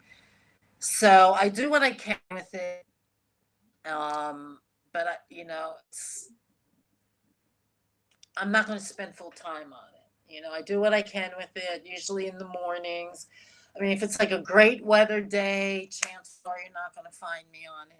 If it's a rainy, cold day, maybe I'm home a little bit more than usual, and maybe you'll find me on it. I keep Instagram on my phone, and that's it, because I communicate with people. And my girlfriend Nadia in Paris, I talked with her. Even Debbie Rochon, I talk through Instagram with. It's the only reason I keep Instagram on my phone at all, but I have no other social media on my phone. So I have to be at home in my bedroom, although I have an iPad, so I can be anywhere in my apartment. And that's when I'll do my social media. I'm not going to act on my social media. I'm not even going to be on set on my social media. And there could be like downtime on set between scenes and this and that. Mm-hmm. But I'm still not doing it. I'm not doing it. I'm just doing it when I'm at home. And I like it because I'm doing it on my terms. If I had it on my phone, I felt like I'm a slave to it. And I'm like constantly looking at it. And I put something up and I'm like, oh, how many people like me? That's not me. I put something up, you look at it, you don't have to like it, you see it, like it and not like it, you might like it, not like it, whatever. I don't care. I'm putting it up, there it is. I'm not going to obsessively look at how many people like it. It's not, for me. It's not my rhythm. But I try, and I try. I mean, you can see on social media, I try. I don't I try to be interesting. I try to be curated about it. I do put effort in when I do it. I just don't blow it off. When I do it, I'm serious about it, but it's certainly not a big part of my life. It's a part of my life, but not a big part of my life. Yeah, I get you. Yeah. Troy apologizes. His power went out. He's about 25 minutes from me. So, yeah. It just blew that power way. goes out in New York. It's scary. Oh my God. In fact, I tell you, being in lockdown, COVID in New York City was the best place to be. It was so entertaining. Just from my window here. The stuff, shit I saw, I'm like, wow, this is worse than any movie I've ever seen. It was amazing. Well, where I am is a small town, so I could actually go outside and walk around because there's not really anybody around. So that was good. What were you about to say, AJ? Sorry. I'm about to vote for Lisa Gaye. You have the best opinions that I've ever heard. It was not entertaining for me. It was terrible in LA, where everybody wouldn't even let you breathe when you were outside. I remember going for a bike ride one day, and a guy yelled at me for something. I think I rode my bike too close to where he was jogging, and it was like a full blown altercation in the middle of the street. So I like, yeah, New York sounds entertaining. I heard it was not. I heard it was crazy. Wild. It was crazy. It still is crazy. I mean, things turned like overnight. I couldn't believe my eyes. Even in my neighborhood, my high rent district neighborhood, shit that goes on 8th Avenue here, unbelievable, and it's still happening. I mean, get anything, any drug, any type of sex, transvestites, man, whatever. It's like right there. I'm on my way. Yeah, right. It's like, don't let this high rent district fool you. And oh my God. I worked on that when I worked on Marvel, right where we worked on that Our Man Funk. I had 3 days on what was it, that Marvel show? Oh my God, there's like 100 of them. Daredevil. Oh, that's actually that's actually a good show. Yeah, that's a really good one. Yeah, it's a good show. It's a little culty, so it's more in my speed. So it's in Chelsea, and I walked home from it at 2 in the morning. It wasn't that far from my apartment. I had 3 14-hour days on it because it was one scene, but it was a lot of stunt work, and it was a lot of special effects that you had to set up for, So it was one scene. It was 3 14-hour days, and I would come home walking down 8th Avenue at like 2 in the morning. I shouldn't probably not have done that, to be honest with you. I probably should not have done it, but I did it. And I caught my neighbor sleazing around on 8th Avenue. I saw him. I don't think he saw me, but I saw him. Busted! It's clean image. You don't think that people are out at 2, 3 in the morning watching you, Mr. Clean Cut. Busted! Like an undercover anarchist, dude. That's amazing. I'll tell you what's going on out there. It's a movie. It's a movie. And you're the star. It's amazing. I don't want to be a star. You are. It's your movie. Just in case. Has your son watched your movies? I would think not. My son is very conservative, really, really conservative. And he doesn't do any social media. He's like this intellectual stuff. He's like crazy. He really is. He's into real estate. He does real estate. He's like living the New York life. And I mean, he has a poster of Nuke Em High in his bedroom. Small one though. Very cute. Not a big one, a smaller one. I'm signed it, and Lloyd signed it. It was something we did at, I think, Forbidden Planet. So it was from Forbidden Planet. And but I don't think he's seen the films. They're not really his style, but who knows what he's seen? Maybe he has seen them. Who knows? What do you He's very, very conservative. Like, I know, like Professor Holt, she's got her, the white bra and the medical lab coat and the stethoscope. I know, like, that bothers him. He doesn't need to see that. And that's not even much, right? I mean, that's just, this day and age, it's nothing, right? Right, it's nothing. But he doesn't like it. No, I don't know. I don't think he wants to think of his mom. I can understand that. Someone who goes into rape Phoebe Legere while the Toxic Avengers out of town. Claire going to rape the blonde, blind bibbo bitch with melon heavy breasts. I don't know. Yeah, I can understand that. Yeah. But I know his friends, I know they like some of them are like think it's really cool, and but he's my son, and we're on a different wavelength. So yeah. And he's aware. He's aware. I mean, he knows that I did. He knows trauma. He knows they're a very big part of my life. He knows Lloyd very well. He's got Lloyd's number, so away and can't find me. Call Lloyd. Rest, Where's mom? Yeah. So, like Lloyd always says, bring him into the movies. He said he wanted him in The Power of Positive Murder, and I'm like, it's just not for him.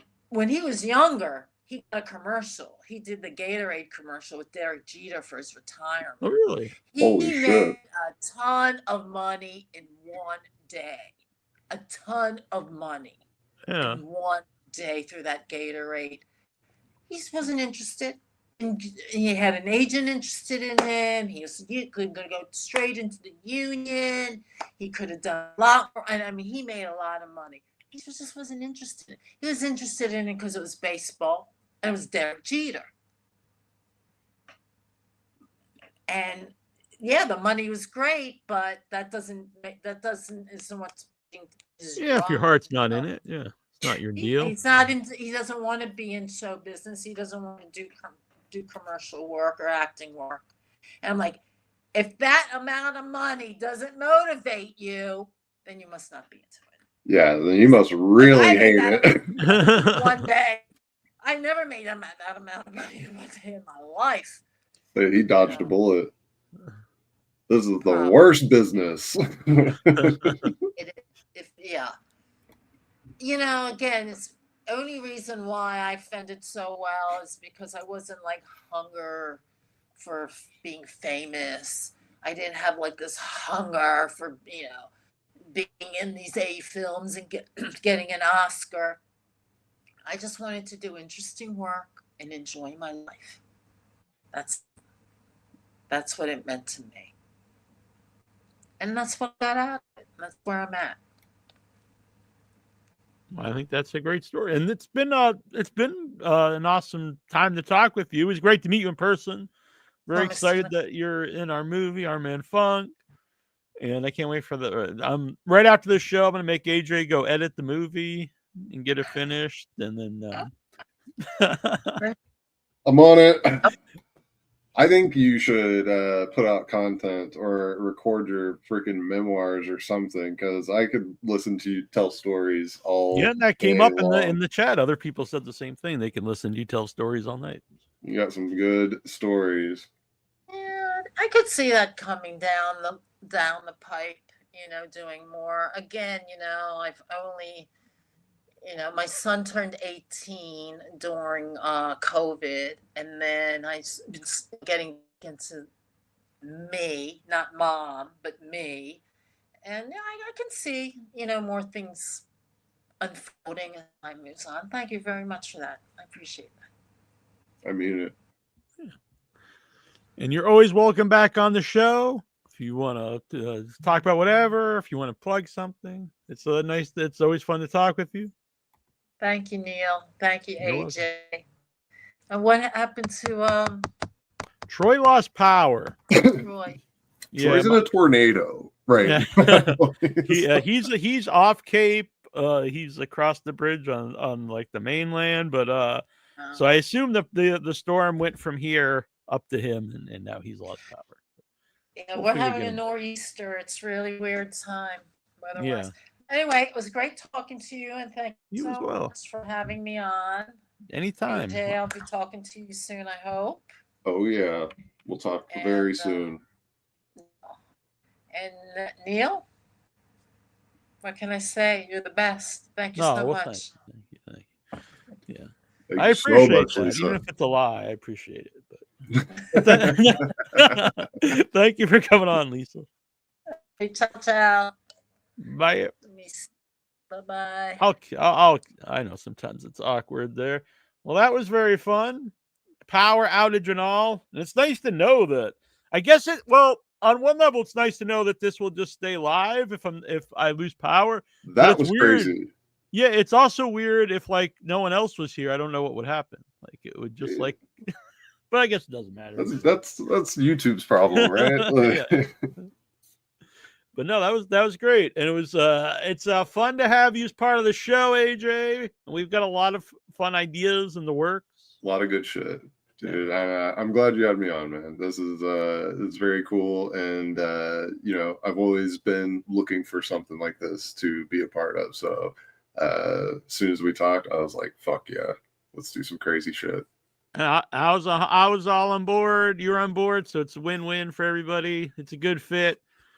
We got along right away when we met on End Zone 2, and then, you know, throughout the years, and then working on Our Man Funk.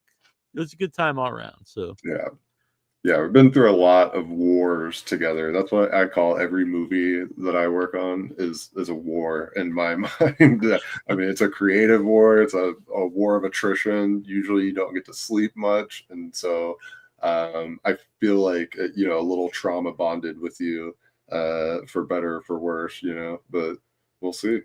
Yeah, so it'll be a good time. Thanks everyone for watching. There's a lot of people coming up on the show. You know, AJ will be on now and then. He's AJ's recurring co-host. I don't even know what to call him. He's the new member of Without Your Head. We'll figure it all out. But let's see.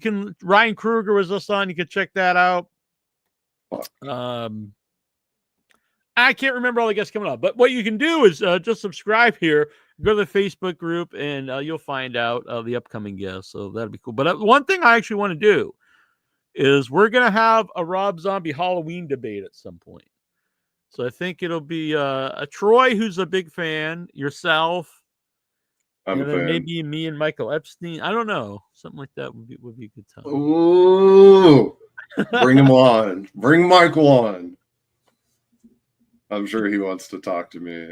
He's got a lot of words for me, and we can have him about Halloween. So I'm stoked on that. Let's do that.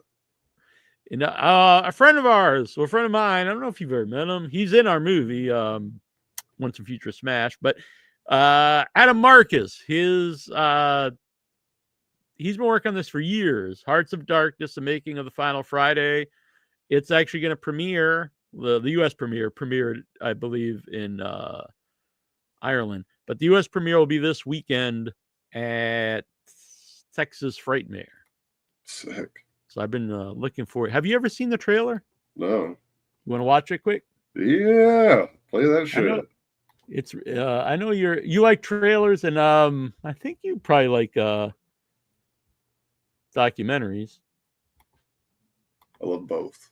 So have you ever seen the original? I assume you've seen it. Have you ever seen the original movie, Jason Goes to Hell?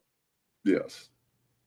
So it's very divisive. More than most people hate it, but my personal experience, I've said this on the show, but so I went to see it when it came out. I think it was in high school, and so it was me and my friend Joey. His older brother Rob drove us to the theater. We go there. There was one other guy in the theater, and right at the beginning, near the beginning, they're doing an autopsy on Jason's body. The guy takes out Jason's heart and bites into it, and me and Joey burst into laughter.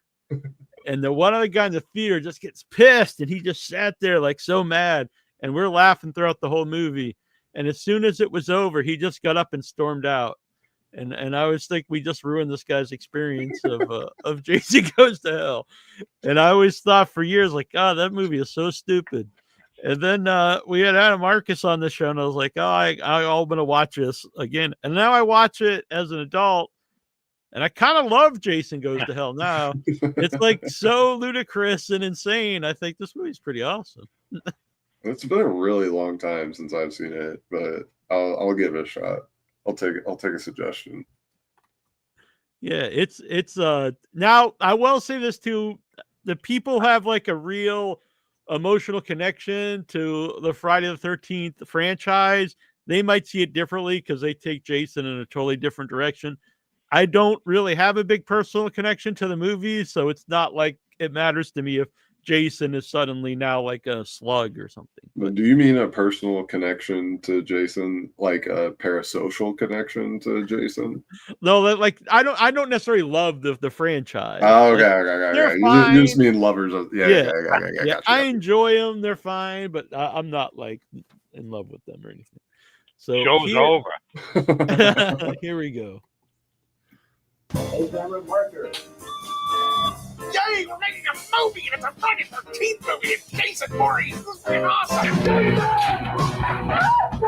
Parker. Here we go. Anna Marcus, get on out here. You know, I was 23 when I made this movie. Why the fuck would anyone let a 23-year-old direct a franchise movie, right? He was a child. He was a baby. He was like damn good director, knew his business. Adam had just this great energy about it. It was a tight schedule and tight budget. We shot 1,000 setups in 30 days. Blood everywhere. Please! How's that? Was fucking gorgeous. Okay. My favorite kill in the movie is the split body. Look, if you're gonna die, go big or go home. Dying while having an orgasm, and as an actor, I was like, that's like a steak dinner. That's some crazy shit. I knew we would get one shit in there.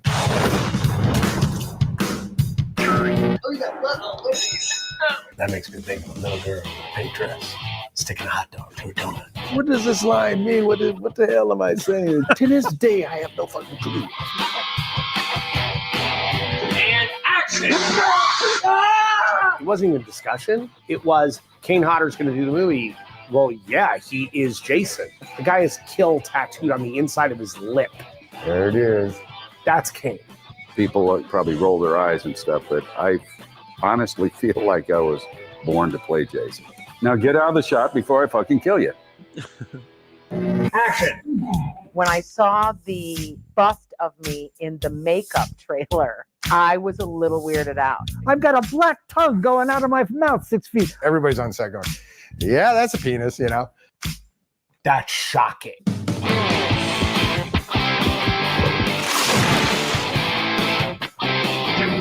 The initial reaction was not great. It was not loved. It was the worst garbage in the world. I was actually disappointed. I've had 3 people wish me ass cancer. Wow, man, why is it always about my ass? Whether the fans liked it or not, here we are, all these years later, still talking about it. You don't like it, go to hell.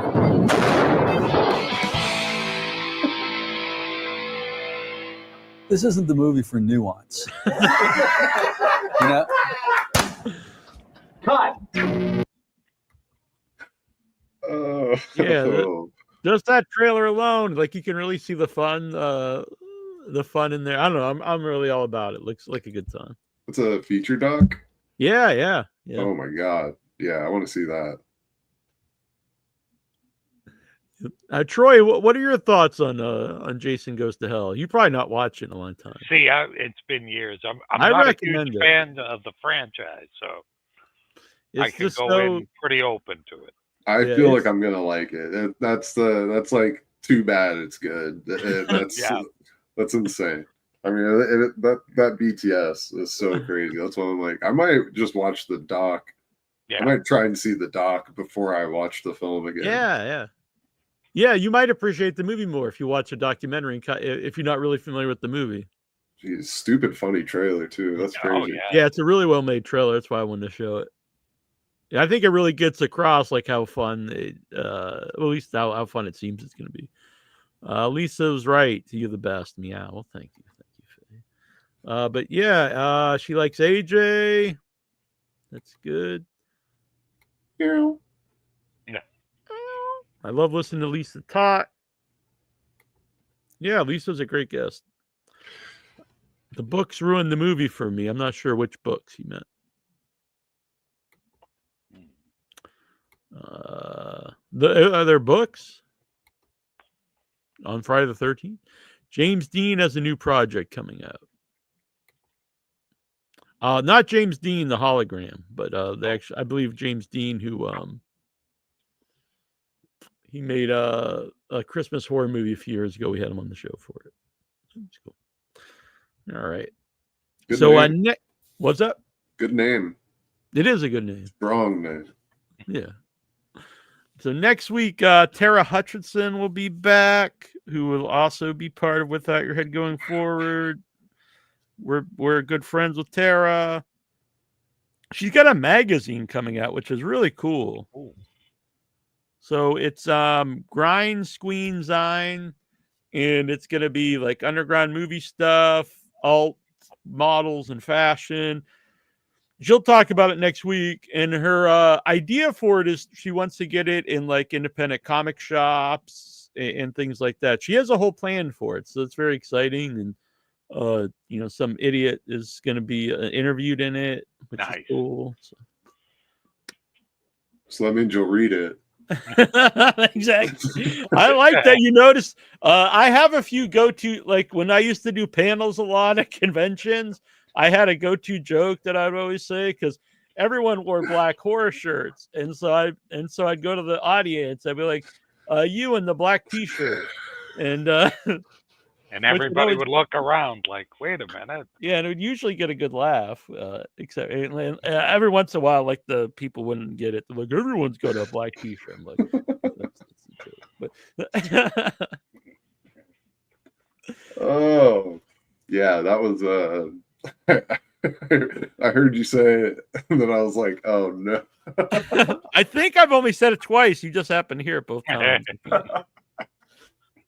It's funnier to see people's reaction when you say it too, because they definitely it's good. It's good stuff. It's a good one. All right. It's a keeper then. I'm like the old uncle that just like who repeats like his jokes and stories. Right. So yeah, I didn't. Oh, you can't see. I have this mirrored actually, so it doesn't. Anyway, I have the Truitt glasses up here, but I think they are covered up by the thing. Mm-hmm. Plus, I just think they're probably too far away to see, but I know they're there, so I like that they're up here. Gives you a kind of a comfort. Yep. Exactly. And they were rescued. AJ rescued them. Nice. From the warehouse. So that was good. All right. So where can people follow you, Mr. Cutler? I don't want to be followed. Right. I spend a lot of time installing ejector seats, oil slicks in the back of my car, smoke screen. All of it. I do not want to be followed. But usually you can find me on Instagram under @lensforface. There's no numbers in that. I'm not that cool. It's just LENSFOR face.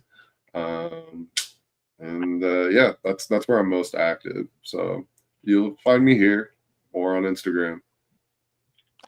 And I actually I'm gonna have these hats for sale soon. Ooh. They're pretty sweet. Fully embroidered Without Your Head logo. Two-tone. Keep my head warm. All red and black. I don't know. What do you think? Should I get different colors? I do think the red and black looks good though. The red and black looks really good. I'm a solid black guy. I brought out my special Casual Thursday shirt today, but usually I'm wearing all black. What's on that? Oh, you in the black shirt. You're the you in the black shirt guy. So, what is on that shirt, by the way? I don't even know. It's like parrots. It's very tropical. I like it. But yeah, I was celebrating today because I worked on concrete all day because that's what I like to do to stimulate my creative juices. And but the movie I worked on a couple of years ago sold to Hulu, and so good bad congratulations! Thing. Wow, that's dude, I'm like so fucking stoked. It's playing on Hulu now. So yeah, just getting into that, but definitely having sipping a little drink tonight in a solo celebration. So you caught me in my party shirt. Sweet. And so me, Adrian, and Troy are gonna be talking at some point. We've got a lot of cool stuff in the works together. And I told Troy some ideas. He's excited. Here's a little thing that Troy. So when we started doing Arbor Day, I bought Troy some liquid latex, which he had never worked with before. And then he just started making stuff. And so this was the Nasty Neal Golem. So it's 14 inches of my colon and intestine that was removed. My missing belly button and my teeth. His wisdom teeth. Yeah, my wisdom teeth that were removed. It's very gross. It's very gross. And I loved it. So I actually wrote this into Arbor Day. I won't say how it's involved in Arbor Day, but I think it became an actually very funny part of Arbor Day. It's not like a huge part, but Troy, I wouldn't say we, I didn't do it. I didn't have any part in it, but Troy made like how big are the intestines you made that we played jump rope with? 14 feet, I think. Damn. Yeah, we played jump rope with those, which you're probably not supposed to do with intestines. I don't know, but it was fun. So we didn't really jump them; we just swung them around. But it was a good time. So yeah, it's fun to make stuff with my brother, and now we got AJ involved, and a lot of cool ideas. So it's gonna be fun. Yeah. And I love the disgusting shit, but for some reason, the like practical effects really make me gag a lot. Like I noticed that on Funk actually for Steve. It's just gross, man. You guys everybody's too good at this shit now, and so you're looking at actually disgusting, really disgusting shit sometimes. And yeah, it looks real. It looks really real. It was such a fun time on especially so like there's like Lisa was saying, there's always negative stuff, maybe some very negative stuff, but now I look back, honestly, it's just like, wow, we made something really cool. I know it's not edited and everything, but just can't wait. Yeah, and that's really what I think about. Like all the performances I thought were great. As she said, AJ, I really thought was honestly, I know you're here, but like I'm not gonna say you sucked or something, but like I really thought you were a good director. I thought you had a real vision for the project, and even myself my own experience working with you is you walked me through the scene, which I was very prepared for, and I really thought I had the character down, but you elevated it because you walked me through the scene to have like the arc for the character and like what's going on. I was like, that makes total sense. And working with Bill also elevated. So all these parts, Jimmy shooting it and stuff, all these parts together. And I think everyone trying to make their best thing and bringing their own thing to it without being like, oh, you're going to do it completely different or whatever. But everyone coming together, it was a really good experience. And I think honestly, you made something special there. And I can't wait to see it myself. Dude, I appreciate it, and I'm really stoked to just be able to show shit. The first thing is going to be the trailer, and so I said it earlier that every movie I've worked on a lot of movies, and every movie I do, I feel like I'm going to war. Like my family doesn't understand, any girlfriend that I have doesn't understand. Like it's something that you can't even really explain to anybody, and it's intense. It's really fucking intense. We're doing a lot of technical switches that have to work in the long form that can domino each other, like really bad if you're not careful. And so for me, bad shit's always going to happen. I always liken being on a film to being on a pirate ship. And so it's like, you guys make it from, over across the ocean, but like one pirate stole from another one, like one got drunk and fell off the boat at night, peeing off the back. And like, it's crazy, man. And you can't really control a lot of it. And so I went into the whole thing with the real idea of like, okay, I know our budget. I know what I'm capable of.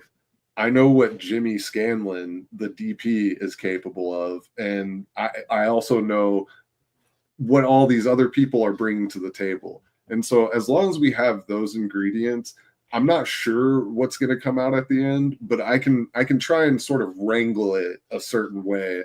And I think that you're right. Like it really kind of started turning into its own thing as we went on. And it's weird. You look back on it, and I mean, there's so much quotable shit from that movie to me. Like I still just say the lines randomly to people like they've seen the fucking movie, and they're like, "What are you talking?" I'm like, "Bite it, eat it, swallow it." And like, that was freaking amazing. I didn't even realize who it was at the time. Dude, it's amazing. There's so much. I couldn't stop. Like, where's your dad at? I don't see him here now. Where is he? Where is he? Huh? And I'm like, dude, Bill has a just like a switch. I was calling him a sleeper cell, where basically, you know, we're trudging through the night, and it does not feel like we're gonna finish, and it feels bad. Whatever we're doing right at the moment, it feels really. It's just off. Like everyone's like, we're not nailing. And then Bill's like half asleep, and then all of a sudden he'll go, what's the line? And then we're like, blah blah blah blah blah. And he's like, all right, stop. And then he like cuts us off, and we're like, all right. And then he's like, action.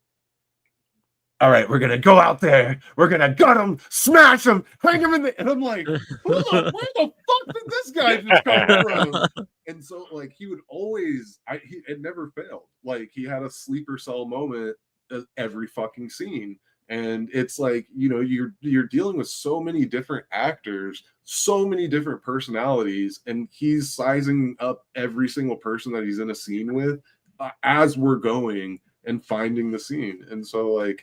Yeah, dude, it's for me, I just want people to laugh when they're supposed to laugh and be grossed out when they're supposed to be grossed out, feel bad for somebody when they're supposed to feel bad for somebody. And if we get those things, then everything's good. And I'm telling you, Jimmy shot the shit out of this movie. Me and Jimmy worked on this for months beforehand on the style specifically. And I know it was a little confusing. I know everybody was like, AJ's got some crazy, wacky ideas. I don't know what this means. And I'm like, when you see all the things together, all the ingredients together, we're building a world, you know, like it's its own fucking world. So you guys really bought into it and took over your characters. And I really could not ask for more than that from everybody. Everybody kind of bought into their own position. And so it was tough, dude. It was really fucking tough. But that's only a reflection on the budget, not anybody that was there. You start throwing money at that project and all the hotel rooms get nicer. The fucking, you get Starbucks instead of Dunkin'. And it's just like, whatever. But we did it. And we did it in 10 fucking days, which everybody said, oh, you can't shoot a feature film in 10 days. And I was like, all right, here we go. So I think that's a testament just to everybody on set and how like locked in everyone was to what they were bringing to the table. Yeah, agreed. And there was something you said a few times when we were making it, which it seems like simple, but it really makes sense. And I was like, this is something just I think you can use in everything. Was like you said that like people don't know what was when they watch something, they just know what they're seeing. They don't know what you were going to do originally, and maybe like you couldn't do it for whatever reason. The person wasn't there, or you didn't have the money, or whatever. They just know what they're seeing. Mm-hmm. And I was like, yeah, that's true. So no one's gonna, you know, maybe people involved in the movie, they're like, oh, it's too bad we didn't do blah blah blah. But the people watching it, they don't know that. And I'm like, that's, you know, it seems like just common sense, but I think it's good to keep it in your mind for just about anything you're doing. Yeah, it's just perspective too, right? Like you're not making the movie for your cinematographer friends or your director friends or your other filmmaking friends. You're making it for like general audiences that are seeking entertainment. And so you have to put yourself like in their shoes, you know what I mean? And when I did that for this movie, I was like, damn, people are going to be really fucking grossed out. So, like, they'll never know the first mate had scurvy. They won't realize it. Nope. It's just, you know, everything dies on the cutting room floor. And so, you know, they just know what is served to them. They don't know what gets thrown out into the alleyway trash. And, you know, that's part of the art. you know. So I don't know, man. I just wanted to make something funny, and I got this project that had no rules, basically. And we shot it with no rules. A lot of people said a lot of weird shit that we couldn't do or weren't allowed to do. And I mean, we'll see. We will see. I don't think it's that shocking. I think it's wholesome and funny and violent as fuck. Yeah, I like that there's a lot of different things going on in the movie. It's not one note. That's the kind of stuff that I dig. So I've you know, I was there, and then it was an interesting experience for me because like I knew like when I'm shooting the scene, it's good, and then when I saw the footage, it's like, oh, not only is it like good, but it's shot really cool, and it looks completely. That's why I was using a display picture for a while that I really like, because you could see me acting, and then you could see the monitor and how it was shot, and I just thought it was. I like that because it was like it's cool when I'm just there, but through the lens, like it takes it to a different. Now it's a movie. It's cinematic. It's in this through a world that you don't see in reality. You see, through a movie. And that's on Jimmy completely, dude. Like when I got brought onto this movie, that was the first person I called. I called Jimmy. I sent him the script. I've worked with him on his movie, We All Have Demons. I think he's about to do a festival run with that. And so, but I like begged him. I saw a screen grab from it, and it looked so sick, and just the makeup and the shot and everything. And I was like, dude, please please let me edit for you, maybe. Like, can we work together? And we finished that film together. He shot it all, but it's sick. Like it's a found footage short film, and it is awesome. And so when I bring him in, and then he gets the script, and he's like, dude, not only will I do it, but I'll bring all my gear. I won't charge you for my gear. And I'm like, why? And because he loved the project and he knew the playground that we were in. There's no rules, which that's not common that you get that. Usually there's a lot of hands on the paintbrush, as I like to say. And so I really, I've worked a lot of these positions, camera, AD, whatever. Like I've worked a lot of different positions, editor, DIT, and it's really nice when you get to sort of like take ownership of your position, and that is your contribution. That's your artwork to the thing. And so like, I didn't argue with him about his gear. I told him what I'm looking for in depth. I showed him examples. We talked a lot for a long, long time. And then he made it look that way. And it was fucking crazy. At a certain point, I was just like, I can walk away and I can go rehearse with somebody, and they are so locked in on this scene and what it's supposed to be that Jimmy's gonna shoot the fuck out of this, and it's gonna look so good. And he'd be like, "You want to watch playback, dude?" And I'm like, "Sure." And we'd play like 5 seconds of it, and I'm like, "That looks better than what I imagined it," and that almost never happens. So, I mean, we got really lucky with him. And I say that with like a lot of people. Like, it was kind of a weird thing that I always say, to my friends, like, this movie shouldn't have been made. Just, it like had everything. And a lot of people said it would never get made for the last few years. People told me that when I had lunch with people after I hopped on board, and they're like, dude, that's, and I'm like, come on, you don't see the magic. There's something in there. And so I'm glad that you guys saw it, and I'm super glad that you gave yourself to the project like you did. Yeah. And Jimmy's another guy right away I liked. And dude, I've made so much shit. I've never had more fun making something than with Jimmy. There's a point where I was drowning, bro. I had maybe like an hour and a half of sleep, and we're on like hour 12, and we're not even close to finishing the scene. And I was like, I need to talk to you. And he's like, what? And I'm like, we're fucked, dude. We're not getting. It's a very important scene. It's one of the scenes that everybody on the crew was waiting to shoot, and we were not making it. And I remember he's like, "Shut up! Look it, right here." And I go, "How do we shoot this?" And he goes, "Look it, right here." Grabs him, eat it, fucking eat it. And I was like, "Dude, yes." And he's like, "You know what I'm saying?" And I was like, "Yeah, let's go." And we went in there, and that was just for one shot. But after we shot that shot, everybody's clicking.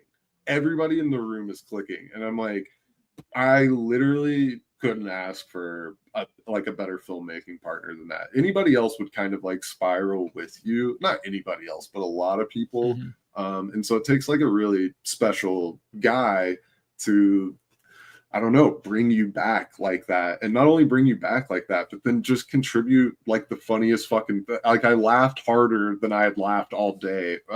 As soon as he was like, "Fucking eat it!" And I'm like, dude, that is the shit. Like, let's go do that. And so it's cool, you know, like Jimmy got to put a lot of his ideas in there, and he's made shit with like Macaulay Culkin. Like he's done a lot of funny stuff. And that's why I knew like he's a funny guy. I don't have any problems, you know, letting him just put his hands on the steering wheel. And so I think that, you know, kind of elevated me a little bit, you know. You gotta choose a good team. Yeah. Then and Michael Epstein coming in there like day 2 or 3, and it was just everyone. Honestly, there was a good group of people. Yeah, Michael wants no credit, and I know. Borderline saved my life multiple nights in a row, and so you know, I'm gonna talk a lot of shit to him about Rob Zombie films. But Troy's gonna be backing you on all this. Dude, right. Me and you, we'll lock in on that. We got his ass. But everything else considered, I mean, I borderline owe my life to the guy, and I don't know. I just love.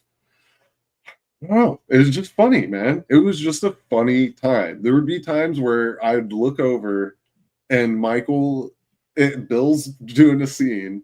And I'm looking over like, does nobody else think this is funny? And Michael is fucking dying laughing. Michael is cracking up like into his shirt in the corner, and then he's throwing out lines. And I mean, it was just very symbiotic, you know. It was I don't know. It was strange. Like it was everybody really just working pretty smoothly together. Even through all the problems. And I mean, I don't know, fucking Brian, you know, pulls together a killer cast and just puts together all these different spots, plugs together all these different pieces, and I'm like, okay, all right, we're doing this. And it's Brian Northrop I'm talking about. You know, before Brian got involved, it was almost like it was just kind of floating in limbo. So very in limbo. And the first time I talked to him, I'm like, all right, this dude's fucking serious. I think we can do this. I told him from get-go, even if everybody quits and it's just me, you, Bill, and a camera, we'll finish this movie. I promise. Like, I can do it. And he's like, I'm not gonna let that happen. And fucking bro, we finished that movie with more team members, more people than the last fucking 15 movies I worked on. I couldn't believe how many people were around. Those BTS photos of like the group photos of everybody, I'm like, wow, it really puts into perspective. Like we were a big squad, and it takes a lot to move a squad like that. It's impressive. Yeah. I can't wait for you to see it, Troy. I think I'm so looking forward to it.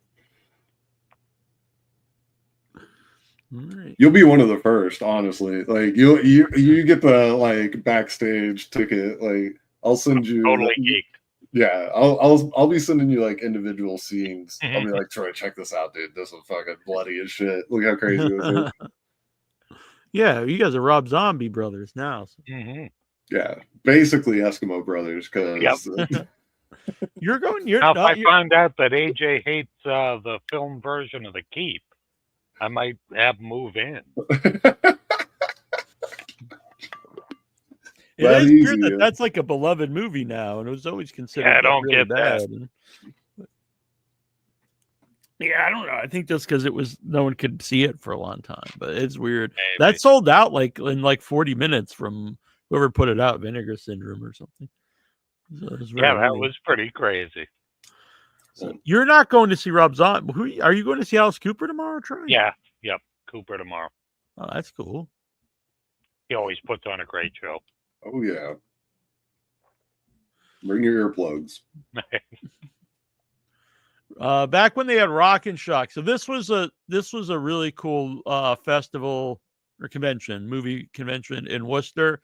And so during the day, it was a horror movie convention with actors, horror actors. And then at night at the DCU Center, which is a music place up in Worcester, they would have like horror themed music. So the one year it was Rob Zombie and Alice Cooper, that's like huge, was Guar one year.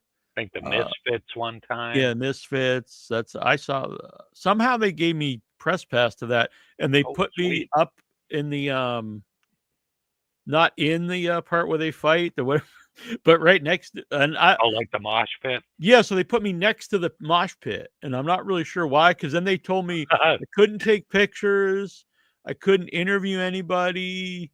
And then I'm like, why exactly am I here? But I was like, I guess I'm just here to enjoy the show, and have free pass to it. Like, okay, I guess. But it was, that was cool. And it was the first time that who's the real tall guy? He was back with the group for the first time. The guy looks like Frankenstein. Yeah, Doyle Frankenstein, right? Yeah.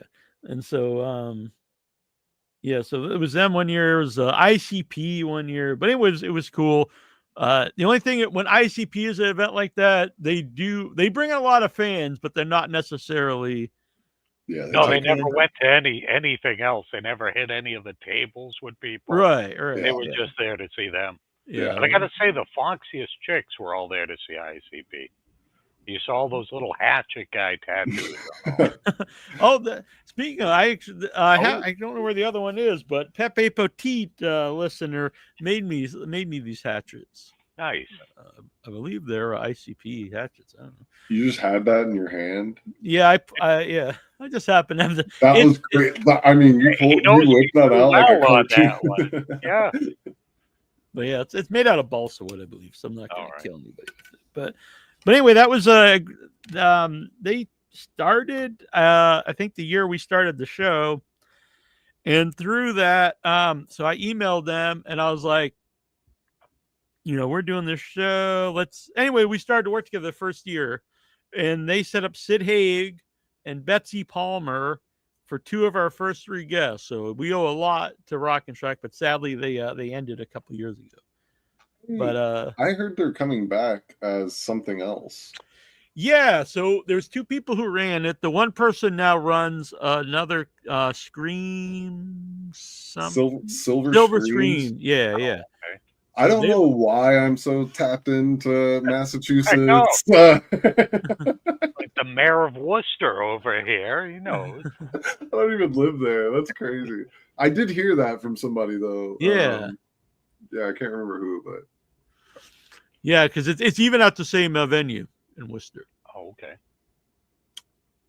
But I don't even know why I brought that up. But anyway, Rock and Shock. I think maybe it was connected to Rob Zombie, saying that so we do have a big connection to Rob Zombie on the show, though.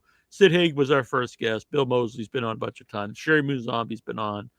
And when Sherry was on the show, it was before Halloween came out, and she was she was on to plug Rob Zombie's Halloween. That's wild. Damn. And I don't think she really does podcast interviews, so it was pretty cool to have her on the show. And she was really nice too. Yep. So now I'm gonna feel bad if I say anything bad about the movie. Not nearly as intimidating as Sid Haig. I was terrified when he was on.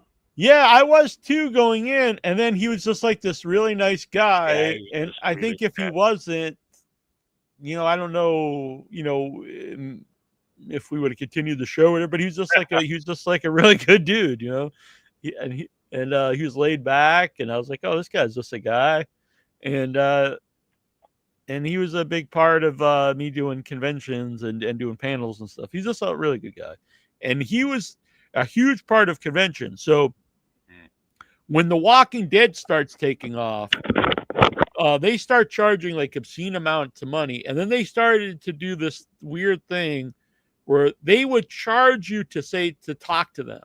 And no one had ever done this. Like people charge for selfies but you couldn't even like go up and say hi to them unless you paid like $10. Wow. And then if you and Sid put like a kibosh on that. He's like, no, you can't do this kind of stuff. And he never raised his prices. It was always $10 for an autograph of your own thing, free selfies, and $20 for an autograph item that he owned because he had to pay for the pictures and stuff. And he was at like tons of conventions, more than just about anybody, but always had a big line. And I think that's a good lesson for people out there though, because he didn't overcharge people. And so even if you had a Sid autograph, you're like, Sid's a good guy. He's at all these shows and he's not going to charge me an arm or leg. And I can go up and talk to him and I can get a selfie. I'm going to buy something from him. And he also told other people that.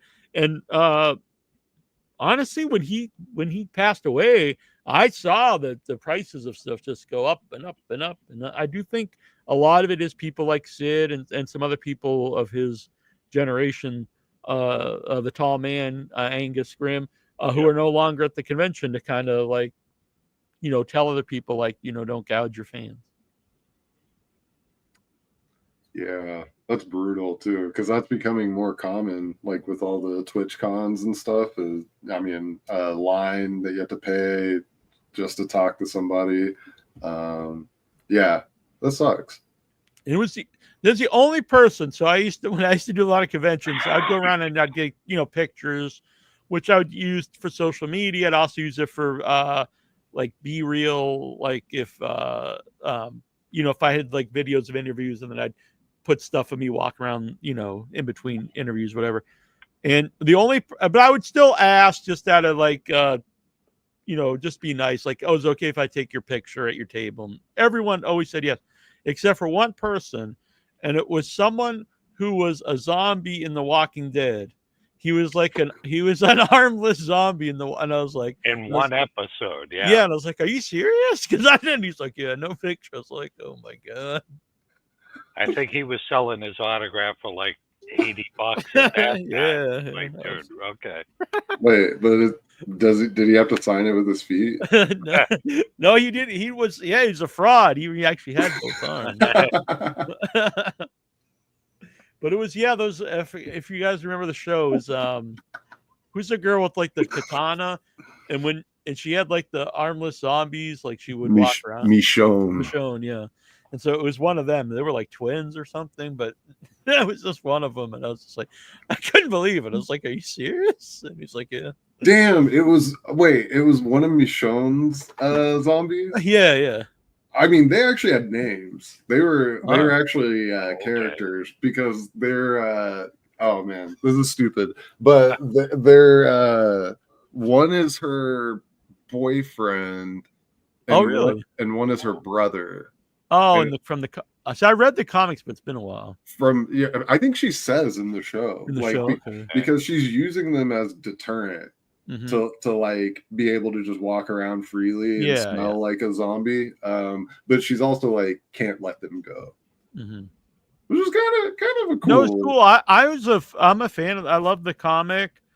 And I was a fan of a lot of the TV show. I know people act like now it's like the worst show that's ever existed or something. Well, it just did capitalism instead of art, and so like it was really good for a long time. But I've heard a lot of weird stories about how it kind of turned and changed. Yeah, it's also weird now. It's like let's strike while the iron's cold. It's like now that no one cares about it, let's make like 5 spin-offs and like a trilogy movie. And I always think like, does anyone actually want this? Like, well, it's just safe. I guess someone must watch it. But there's like numbers behind it technically if you go to the old stuff, and so I don't know. That's where I go back to Lisa's thing of like the indie stuff, wanting to take chances and do new things. And And really, the show did to begin with, because there wasn't like this graphic zombie TV show. So at the start, it's like, wow, this is like wild to see that this is like a TV show. Yeah, but it just like, Breaking Bad, it's like, end it. Like do a definitive end. And that's kind of my beef with some TV shows, like some of the dramas, is they see the money and then they just never end the fucking show. And that's not what we got into this for. Like there's like a 3-act structure. Even if you have a series over multiple seasons, you should be able to do that and microscopically go in. Like there should be 3 acts for your whole series, and then there should be 3 acts per season, and then there should be 3 acts per episode. Like that, am I crazy? But I just that's why all the best shows are like that, though. Well, Breaking Bad really is a great Breaking from the Bad. beginning. Yep. It's incredible. They have to end, and it's just everything that gets a 15-year contract and then keeps going. Everybody turns on it, and it's like, it's gonna lose steam. Everything can't be The Simpsons. This was my theory on Breaking Bad, was that Walter himself, as the story goes on, he becomes cancer. Because he is cancerous to everything he's involved in, his family, all his relationships. He is cancer by the end of the show. That's I love the subtext of that. Like that's fucking, like a nice little invisible bow. Yeah, that's a pretty cool detail. And then when they did Better Call Saul, I didn't even watch it at first. I was like, how can you make like a show about this like comedic character that's unlikable? And I was like, that's stupid. And everyone's like, it's so great. Then I watch it. It's like, oh, yeah. It's fucking fantastic, too. Yeah. I heard it's really good. I would highly recommend it. It's a perfect complement to Breaking Bad. It's so good. But then, like, Boardwalk Empires is the same way. It's like just the perfect pacing. I love I think that one could have actually gone a little bit longer. It probably could have, but I'm glad that they had. Yeah, it's better than like when Dexter, after a while, really after the Trinity Killer, I was like, God damn it, end this show, please. Yeah, the Trinity Killer would have been just like, oh shit, this is the greatest show ever. And then I will say, I watched that show for so long that I was so invested that I was like, you know what? I'm just going to watch all of it. I did too. I watched it all, I watched all of it. And then I saw the new one. And you know what? I liked it. I'm 100% with you, because the other one, seen it. I'll have to check pretty much everything after the Trinity Killer was like bad. And like every once in a while there'd be something that would be like, it's cool or whatever. But overall, not good. And then, that comeback series, I thought it was smart the way how they used his sister. It was a smart show. Incredible writing in the new one. I was just like, damn, dude, this is very thoughtful. And and the villain in it's great. It's an actor that I was a big fan of. So. Yeah, Troy, I'd watch that. I'll have to check it out. Is it just one season? Yeah, they're doing another one now. Yeah, it's like a young Dexter now, right? Well, that's why you need to see because if you watched all of Dexter, you need to see First Blood, because it's. I mean, I'm not normally with these like spin-off, transitional series, but this one I was like, this is good. It felt good. It was like it felt like original Dexter, Sweet. I'll have to check that out then. Yeah, the books are really good too, up to a point. There's I forget which it is. It's either the third or the fourth book, and it actually then the book actually becomes like supernatural. Oh, really? And there's like the dark rider's like an actual like entity. Interesting. And it does sound kind of cool, but I don't think it really worked necessarily. And then the follow-up book, I guess because that wasn't popular, it just goes back to like that didn't happen. I was like, you can't just go back to like reality now. Yeah. All that, we're done with it. That didn't all work. A dream sequence. Don't worry about that. But the I don't know, spoil the book, I guess. But the first season of Dexter is very much like the first book, but Dexter's a little darker in the book. And I know it works in the book, but I think that you can't make him like unlikable for a TV show. Right. Yeah. So I see why they change that, but it is great though. And the killer in the book is really dark because he like slowly cuts people apart until they're literally just a torso, and then he cuts their eyelids, so they have to like they're always looking, and like literally just leaves them living, but they're a torso with no tongue or teeth or eyelids. It's really dark stuff. And that's the ice truck killer, like from Yeah. the first season? Yeah. Okay. That's a lot more graphic than the show. Yeah, it's another like you couldn't really like I guess you could film it, but dun, dun, dun, dun. It's like very lighthearted. Yeah. And then the end of the I think it's either the first it's just the end of the second book, I think it is. Do you care if I spoil it? I think we should just spoil all of Dexter. All right. So the end of the second, actually, that's a killer in the second book. Now I think about it. The guy that's cutting the people apart.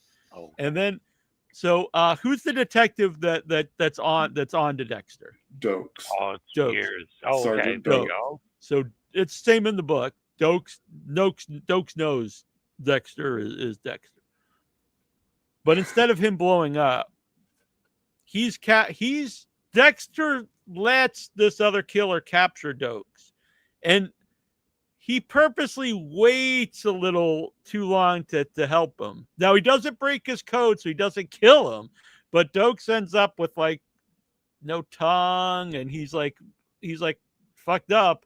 And then at the end, like Dexter's out on his boat, and he's just like, I didn't break my code. The guy that's on to me now is like, he can't do anything, and I'm eating my Cuban sandwich. Life's great. And it's like, what the fuck? It's pretty awesome. Yeah, it's pretty amazing. I think that would have been an awesome like twist to the series. And then he continues in the show. He's almost like the guy from like Moby Dick, but he's like, he's always trying to go after Dexter, but he's like all crippled, and it's really good though. It's good.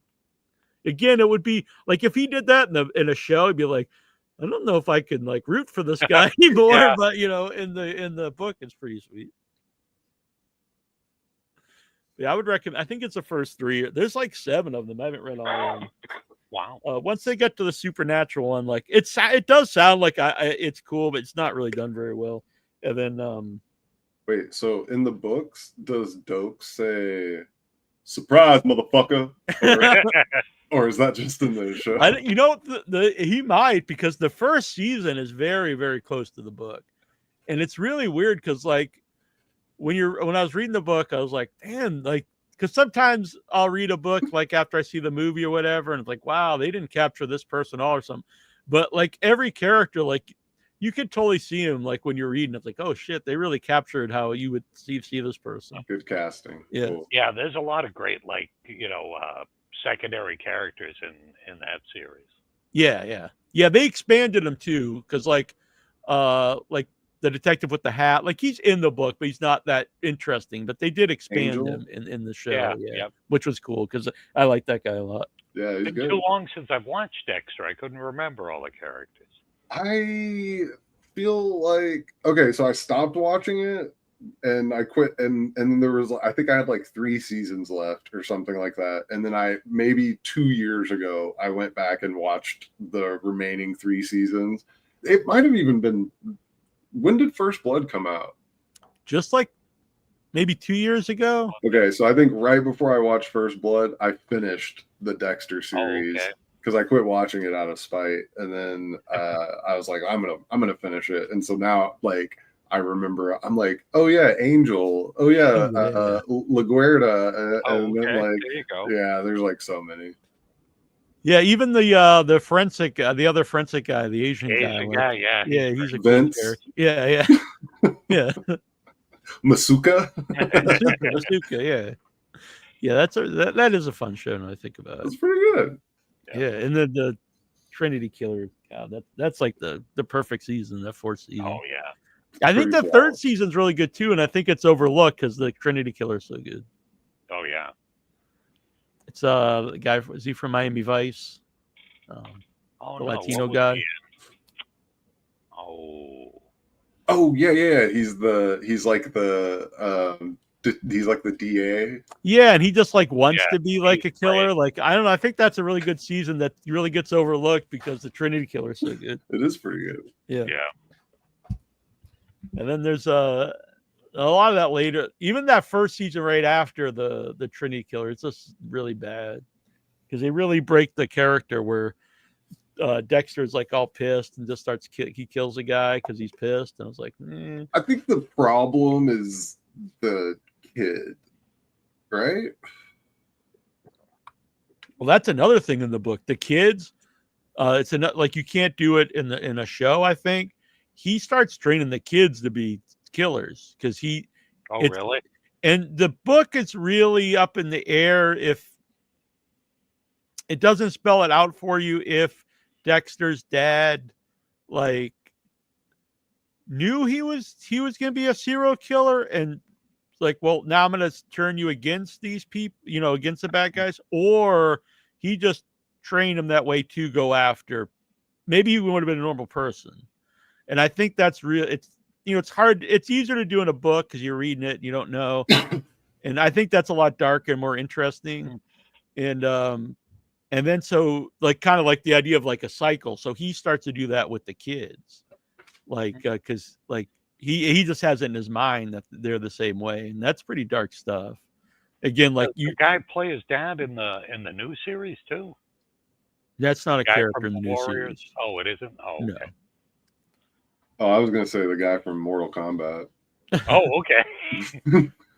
Yeah, it's a really great line in the book too. I can't remember it exactly anymore, but I used to always remember like, God damn, this line's so cool. But it's when he's like reminiscing about, we're thinking back with his dad, and he's like, your sister is gonna work for the law, and like you're gonna be something else. And the way he worded it was like so dark and like oh, like he's still gonna work for good sort of, but like not necessarily. It's a different way. It was the way they worded it was like, oh shit, this is like really cool.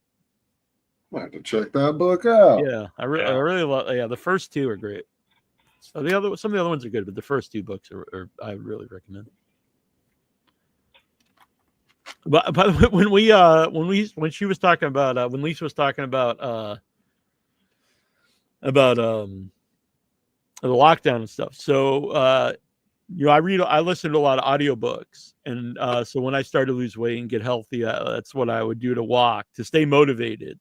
I would listen to audiobooks, and I had a rule that I would only listen to them while I was walking. So if I really liked it, I'd have to keep walking. It's like, oh, nice. I can't stop if I can't. Yeah, I can't listen to it when I'm home. And so when at the beginning of COVID, I was like, I've never read The Stand, and it's like 41 hours. So this is the time to do it.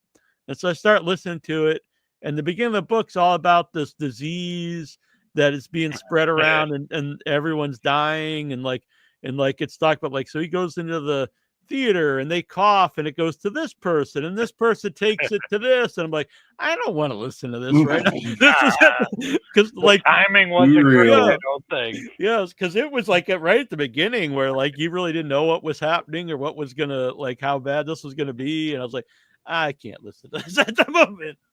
We're living Captain Trips. This is not going to take my mind off of things while I'm out wandering around. But what I did think about when I because everything was so quiet because there was no businesses open, no people are out, and I could really hear like everything under me. So I could really hear the water flowing from the sewer or whatever. And it did make me think, like, is this how Stephen King came up with it? Like, there's this whole underworld below me. Like, there's a fucking evil clown under here. Yeah. Because you never know where inspiration's gonna come. Yeah, because I can't hear that stuff now because there's stuff going on. But when there's like all silence, no one around, no businesses open, I could just hear like the water and all this stuff going. And then my mind started to wander all around. So that's how I wrote Arbor Day, was just walking around thinking of crazy things. So then the best ideas come when you're just, sort of existing. You gotta be in a mode to write something and jot something down at any point. That's why I love the phone for that. That's the only reason I love it. And I have so many stupid, quick ideas in my phone that I can look at and they're one sentence, but I know like the full, like in my mind, I can see that one thing and I'm like, oh yeah, that's this script idea I had. Or, I would text myself, and then I started I would record audio of scenes and I would act out all the characters, and I've sent Troy a couple of them. And I'm sure I looked like a crazy person. I'd be in Boston. Those are the ones I like the most, you know? Yeah, and I was just like, well, I get this, and then I would just pull up the phone and I'd be like, oh, and I'd be like doing all this, like all the characters, and that's how I came up with I was going to play Truett too. I was walking around and I'd just start doing the voice and the mannerisms, and I probably looked like an idiot too, like start walking around and talking with my hands to myself and stuff. But it was good. I like it. Doesn't everybody look like an idiot though? Kind of. Probably. Like that's what I think. Every time I go out, I'm like, God damn, that guy looks stupid. And I'm like, so does that guy. So does that guy. And I'm like, wait, do I look stupid? And the answer is yes. When I first started, it was during the pandemic, and if I'd go out in the morning, no, it was after the pandemic, but if I'd go out in the morning early, like right at like 4 a.m. or 5 a.m. when this started to get light, and there'd be no one out, but it would be me and like 3 other people that I would always see. This one guy that Troy knows, he's got this giant belly, like he's got I don't, but he's not heavy at all except for just this big belly, and he's always smiling with this long, kind of greasy blonde hair. And then this really creepy woman who would always ask me for $20, who I don't see anymore. I don't know if she's still with us. And then this other guy, this older black guy, and he would ride like a tricycle with a red wagon on the back, and it was just filled with like trinkets that he would find like around, like. And then I started to think like, am I like part of like this? Is this like a Stephen King novel? Like we're the survivors of the apocalypse, and like it's just these like 4 really weird. And then I was like, it was the same way though. I was like, these are all weird people. Then I was like, wait a minute, I'm one of these people. Yeah. I'm the leader of this group of crazy people. These people also describe you on their podcast. Yeah, once a week. Yeah, there was because this one time when I was walking, these two like. They were like in their 20s probably. And they're like, oh, can we get a picture with you? And I was like, yeah, okay. And I thought maybe they knew me from the podcast or the movie or something. And they're like, oh, we're going to tell everybody we just took a picture with the walking dude. I was like, nice. Yeah. That's awesome. And they're like, we're always texting each other. Oh, we just saw the walking guy. And you should have saw the sock, because I used to wear these compression socks, and they'd be like all these crazy like colors and stuff or designs, and they're like, we would call it like, oh, guess what, he was wearing these like Jaws socks. And I was like, oh my god, I'm like this, they think I'm like some insane guy or something. You missed an opportunity to start an IG account called The Walking Man. The Walking Man. Yep. I mean, that's you're like a folk hero in Sandwich now. I like here I am again. Take the socks. Man. Here's my socks. Yeah. The funniest part, you thought they knew you from the podcast, and that like I would do the same thing because I like it's like what could this person possibly know me from? The Walking Man. That is pretty awesome. You're a local legend, dude. Here's here, I'm just gonna this will only take a second. So I have many. I don't wear these anymore, but I used to have to wear compression socks, so I would get these whacked out colors. So I love those. So yeah, these are like Jaws ones. I dig them. And so yeah, I have all different kinds, and I would just so yeah, I guess that's people how they spotted you. Yeah. They're like, he's got the checkerboard today, the Walking Man. And then I Argyle goes off. They're like, I don't know if that's him. Yeah, now he's just. I think that's the Walking Man. Are you the man? So yeah, instead of the Slender Man, we got the Walking Man of Sandwich. I mean, obviously you got to make at least a short about that. Yeah. So good. Yeah, here were the Argyle ones. I mean, come on, look at these. They are pretty sweet, aren't they? Yeah, those are pretty spiffy. I dig them. Dude, you literally turned yourself into a local legend. That's so fucking funny. Yeah, that's awesome. This is so funny. I have to get them back out now. My uncle did that by like in the late 90s. He dressed up as Jesus Christ, and he dragged a cross, a giant wooden cross across Oklahoma City. And then for like 7 years, people would be like, "You're the Jesus guy," like at the flea market. He wore like a crown of thorns and everything. He was on the news. It was wild. Damn. What prompted him to do that, or was it just something out of the blue?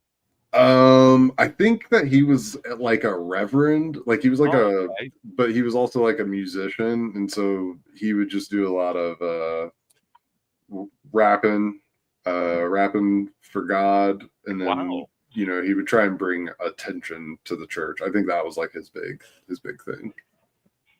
It was an old MMA fighter. That's what I was thinking of. Yeah. Chemo something or other. I think he just had one name, honestly. Was it just Chemo? Just Chemo, yeah. Yeah. And he would bring the cross to like the octagon. Whoa. I like the Wild West days of MMA. They had like no weight classes, and you get a sumo wrestler like fighting against a welterweight boxer. You could have tennis shoes on. Yep. And the real early ones, I think you could even just do low blows. You just like hit people in the balls and stuff. Yeah, I don't know if you need to do that, but those rules really had to grow and develop over time. Yeah.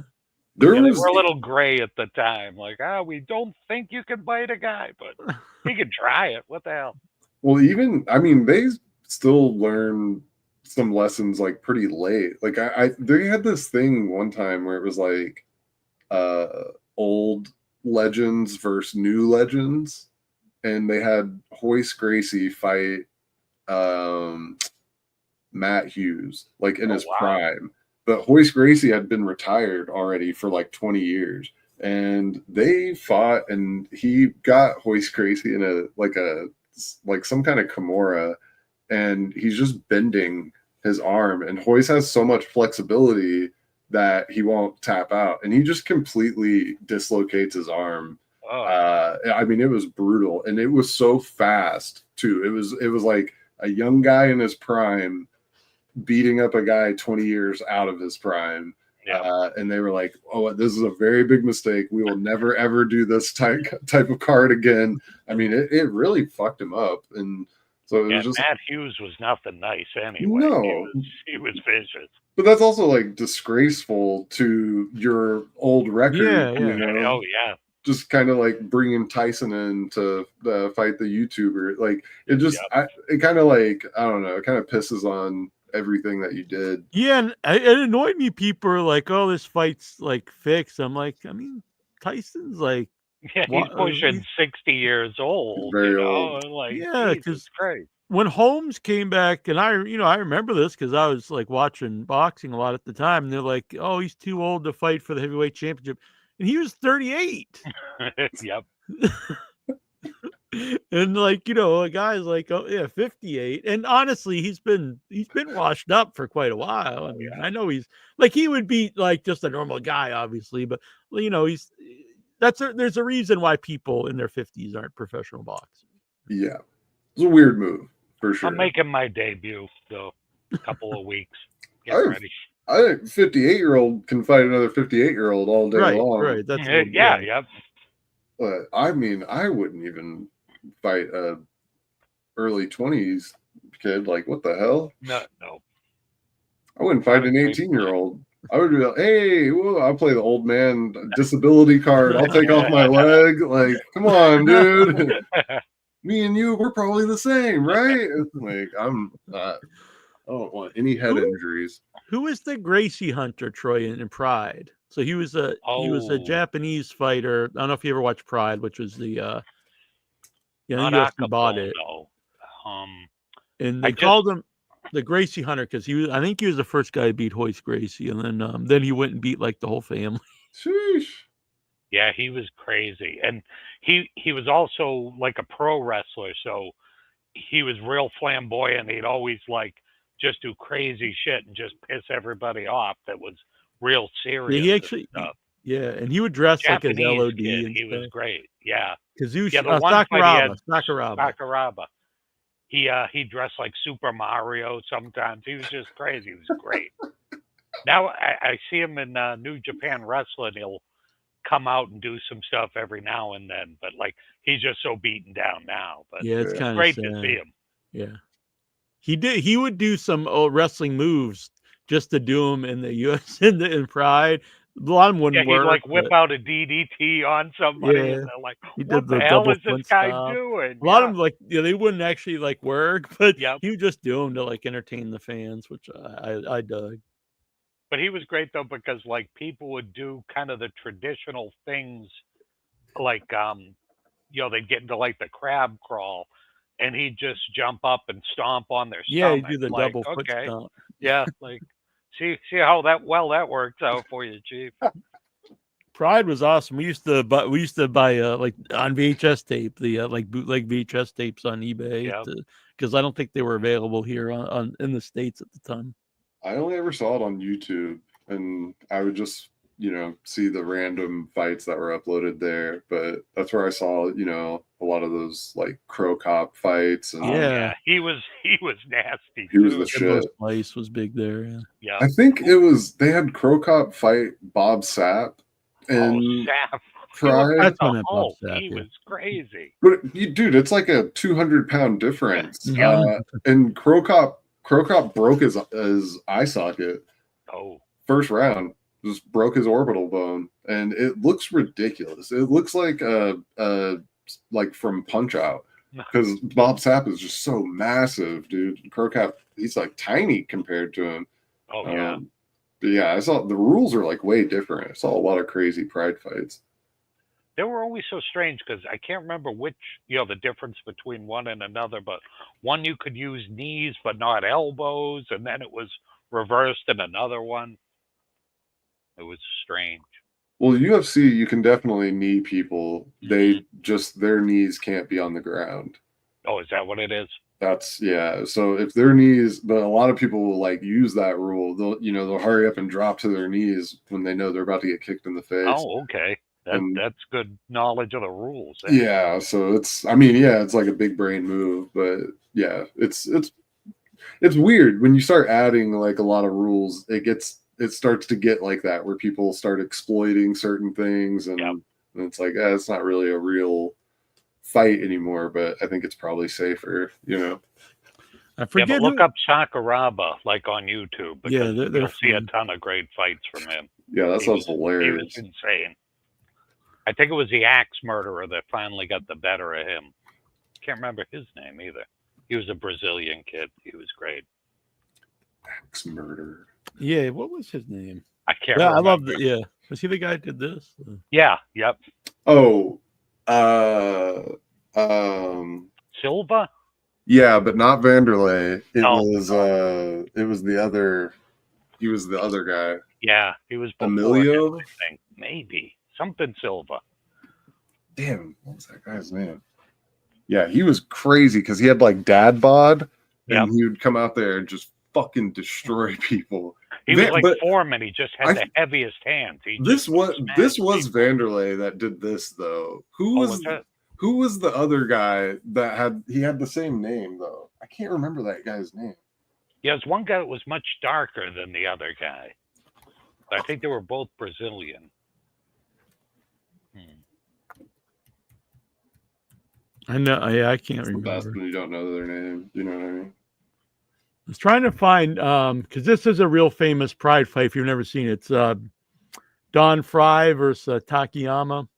Oh, that one's nasty. They just beat the hell. They just punch each other and the whole fight just pummeling. They're standing up and just pummeling each other, and the guy's face is just. Yeah, it's like hamburger. It's just crazy. Yeah. Fry was great. He had the coolest mustache. He had like Yeah. the Dan the Beast Severin stash. Trying to find a picture of it. Yeah, holy shit. Anyway, you guys can look at him up. No, I found a picture. Yeah, this is still not even. Google Oh, it. here's a good one. I found Fried hamburger face. It's just so that. I'll pull it up here in a second. Bear with me, folks. All right.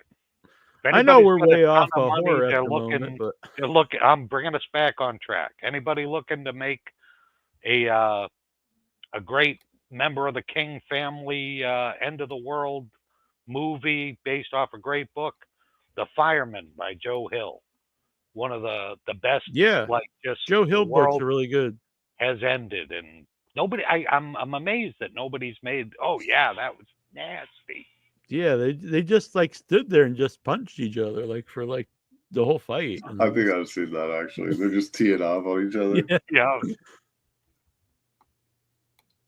But yeah, no, the Troy got me on the Joe Hill books, and yeah, that one's great. And so is in Heart Shaped Box, which I think they are making into a movie. One of the coolest ghost stories. I love that book so much too. Yeah, it's a really cool setup. It's this old like rock star. And so he's kind of like this jaded guy because, like, you know, he can have all the women he wants and all this stuff. And so he buys sort of on eBay, online, he buys what's billed as a haunted jacket. Well, he So buys the ghost and they send him the jacket. Oh, that's what it is. He buys a Yeah. ghost. He buys a ghost on like eBay. And yeah, they sent him this jacket of like their grandfather, and it's, you know, supposedly has to go, and it, you know, does. But it's a really cool setup because it's just this guy who's, you know, he's got money and like, you know, things just don't excite him anymore. So he's like trying to find something that might, and yeah, so he buys a ghost. And, oh, it comes in a heart-shaped box. That's why it's called. Yeah. Heart-shaped box. That's what the suit's in. Yeah. Oh, you said that they are making that into a movie? Yeah, I think they're making that into a movie. I heard hope that so. before. It's such a great story. Yeah, they made it's weird because they made is it Black Mask? Or is it called Black something? Phone. Black Phone. But that's off like a super short story of his. Yeah, Like, I think it's like an 8-page story. Yeah. Oh, I can tell because, brother, that movie should It's be got- a short film. it's got almost nothing to do with the Yeah, just the phone. That's about it. That's about Yeah. the only thing that's from the. Yeah, I can't even talk about that movie because this is the thing, is that I don't really hate any movie, but these are movies that I hate.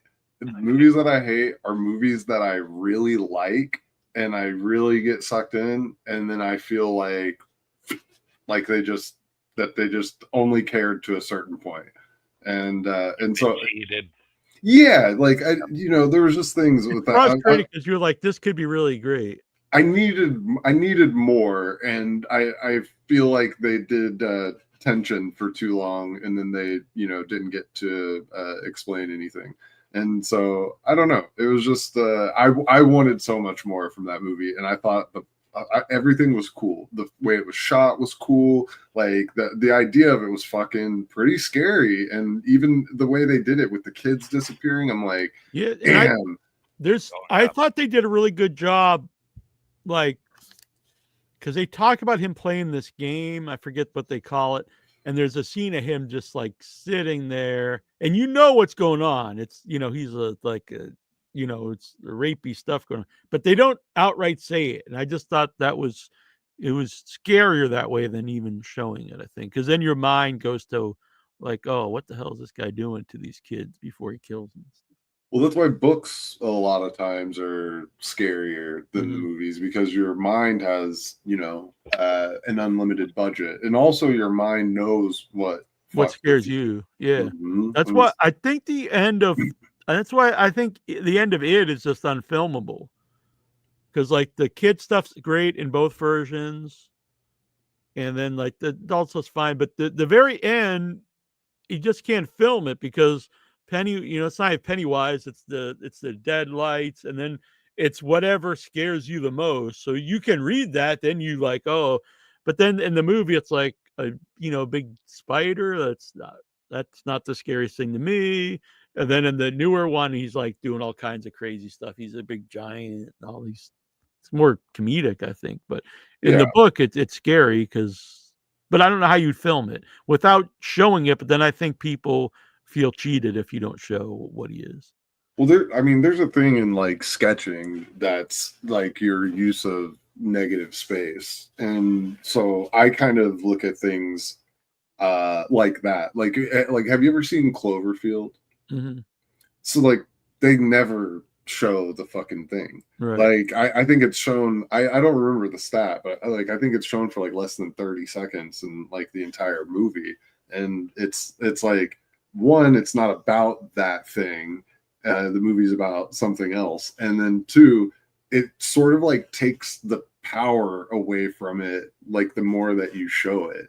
And so I've seen things get away with like, crazy effects that probably wouldn't fly for 30 minutes, but just for like a quick split thing, and then off camera infer something happening, and then you let the mind kind of imagine the worst. And there's 100 different ways to do that in movies, so that's why I think it's like you have a lot of power when you choose, like, I'm gonna show this guy's head's like brains getting blown all over the wall, or you fucking show the gun shooting and you infer that, and everybody understands it, and we never see that character. Yeah.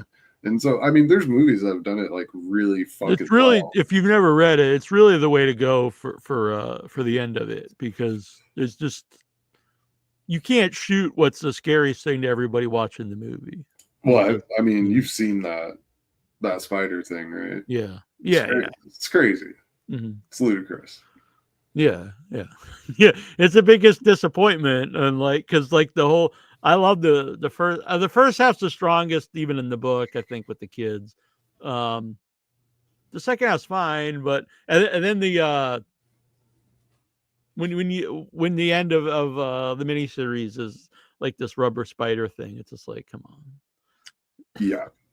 And you can end. I think that, like, I struggle with endings a lot, but like you can end like in uncertainty, especially in like, horror or thriller, mystery, like that. I think that sometimes is like a thing that like lingers with people. It's just why the end of The Mist works. It's like, what he does. They don't need to show him shooting like his family, but what happens. And then it's like, holy shit! Like, and then then he's saved, and like, and that sticks with you. It's weird that pops up every once in a while in worst endings. I'm like, that's like what makes that movie. Like, it's insane.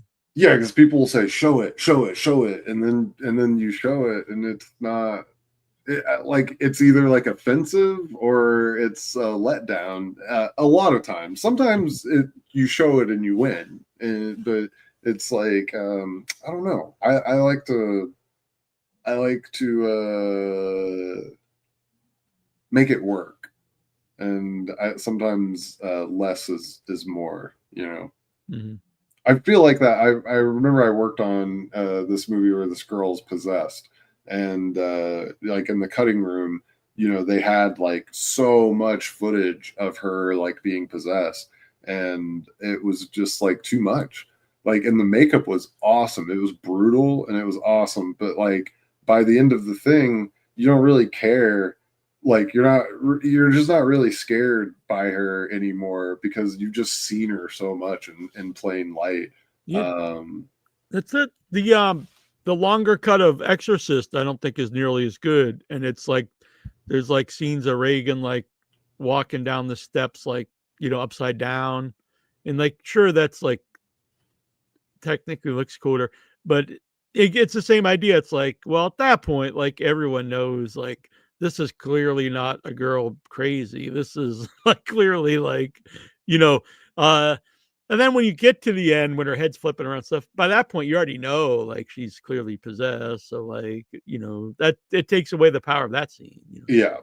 And it's like, what is your goal? Like, is your goal to like keep people up at night, to like give them the heebie-jeebies? Like, is your goal like for a jump scare and then everybody to laugh and hit each other afterwards? Like, I guess it kind of depends on that, you know. But there's probably like a big responsibility once you get really good at that of not just like giving everyone fucking nightmares.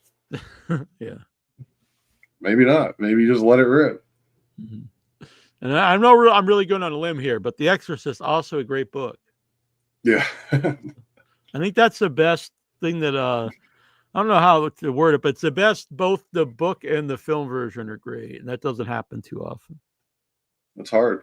Yeah, it's hard. And there's only been a few, because I've read a lot. I listened to a lot of audiobooks in the last 5 years, and there's only a couple that stick out where the movie version is much better. That almost never happens. But Jaws and Planet of the Apes are the two that come to mind. Yeah. I mean, books really shouldn't be made into movies. They should be made into like series. Yeah, because they're so long. Yeah, I mean, just even the page count alone, like they're hundreds of pages, and a movie is 90 pages. And so it's hard to get all of that character development, all of that world development. It's hard to get all of that across. And you know, now some people say it's easier because you could just show a swooping shot of the city, and now that takes out, you know, a full page of imagery and description that you had to write. But for the rest of it, I mean, it really adds up. I'm always astounded when somebody turns a fucking novel into a movie, because I'm like, I don't know how they crammed all that shit in, but now they just make them 3.5 hours long. And that's true, yeah. Or you have to really be smart, like what to cut out. Like Yep. Jaws, honestly, they cut out stuff that I think made the story much worse, and really just focused on the stuff that's. They made a much better story from what's not really that great. Rare. Because of the book, it's very soap opera like you know, there's like affairs and all stuff that I don't care about. And it also made all the characters unlikable, which is like the huge strength of the movie, is like all three of the guys are like so likable people and interesting. And then in the book, like the one guy's having an affair with the other guy's wife. And, I don't know. It's like very dramatic. Yeah.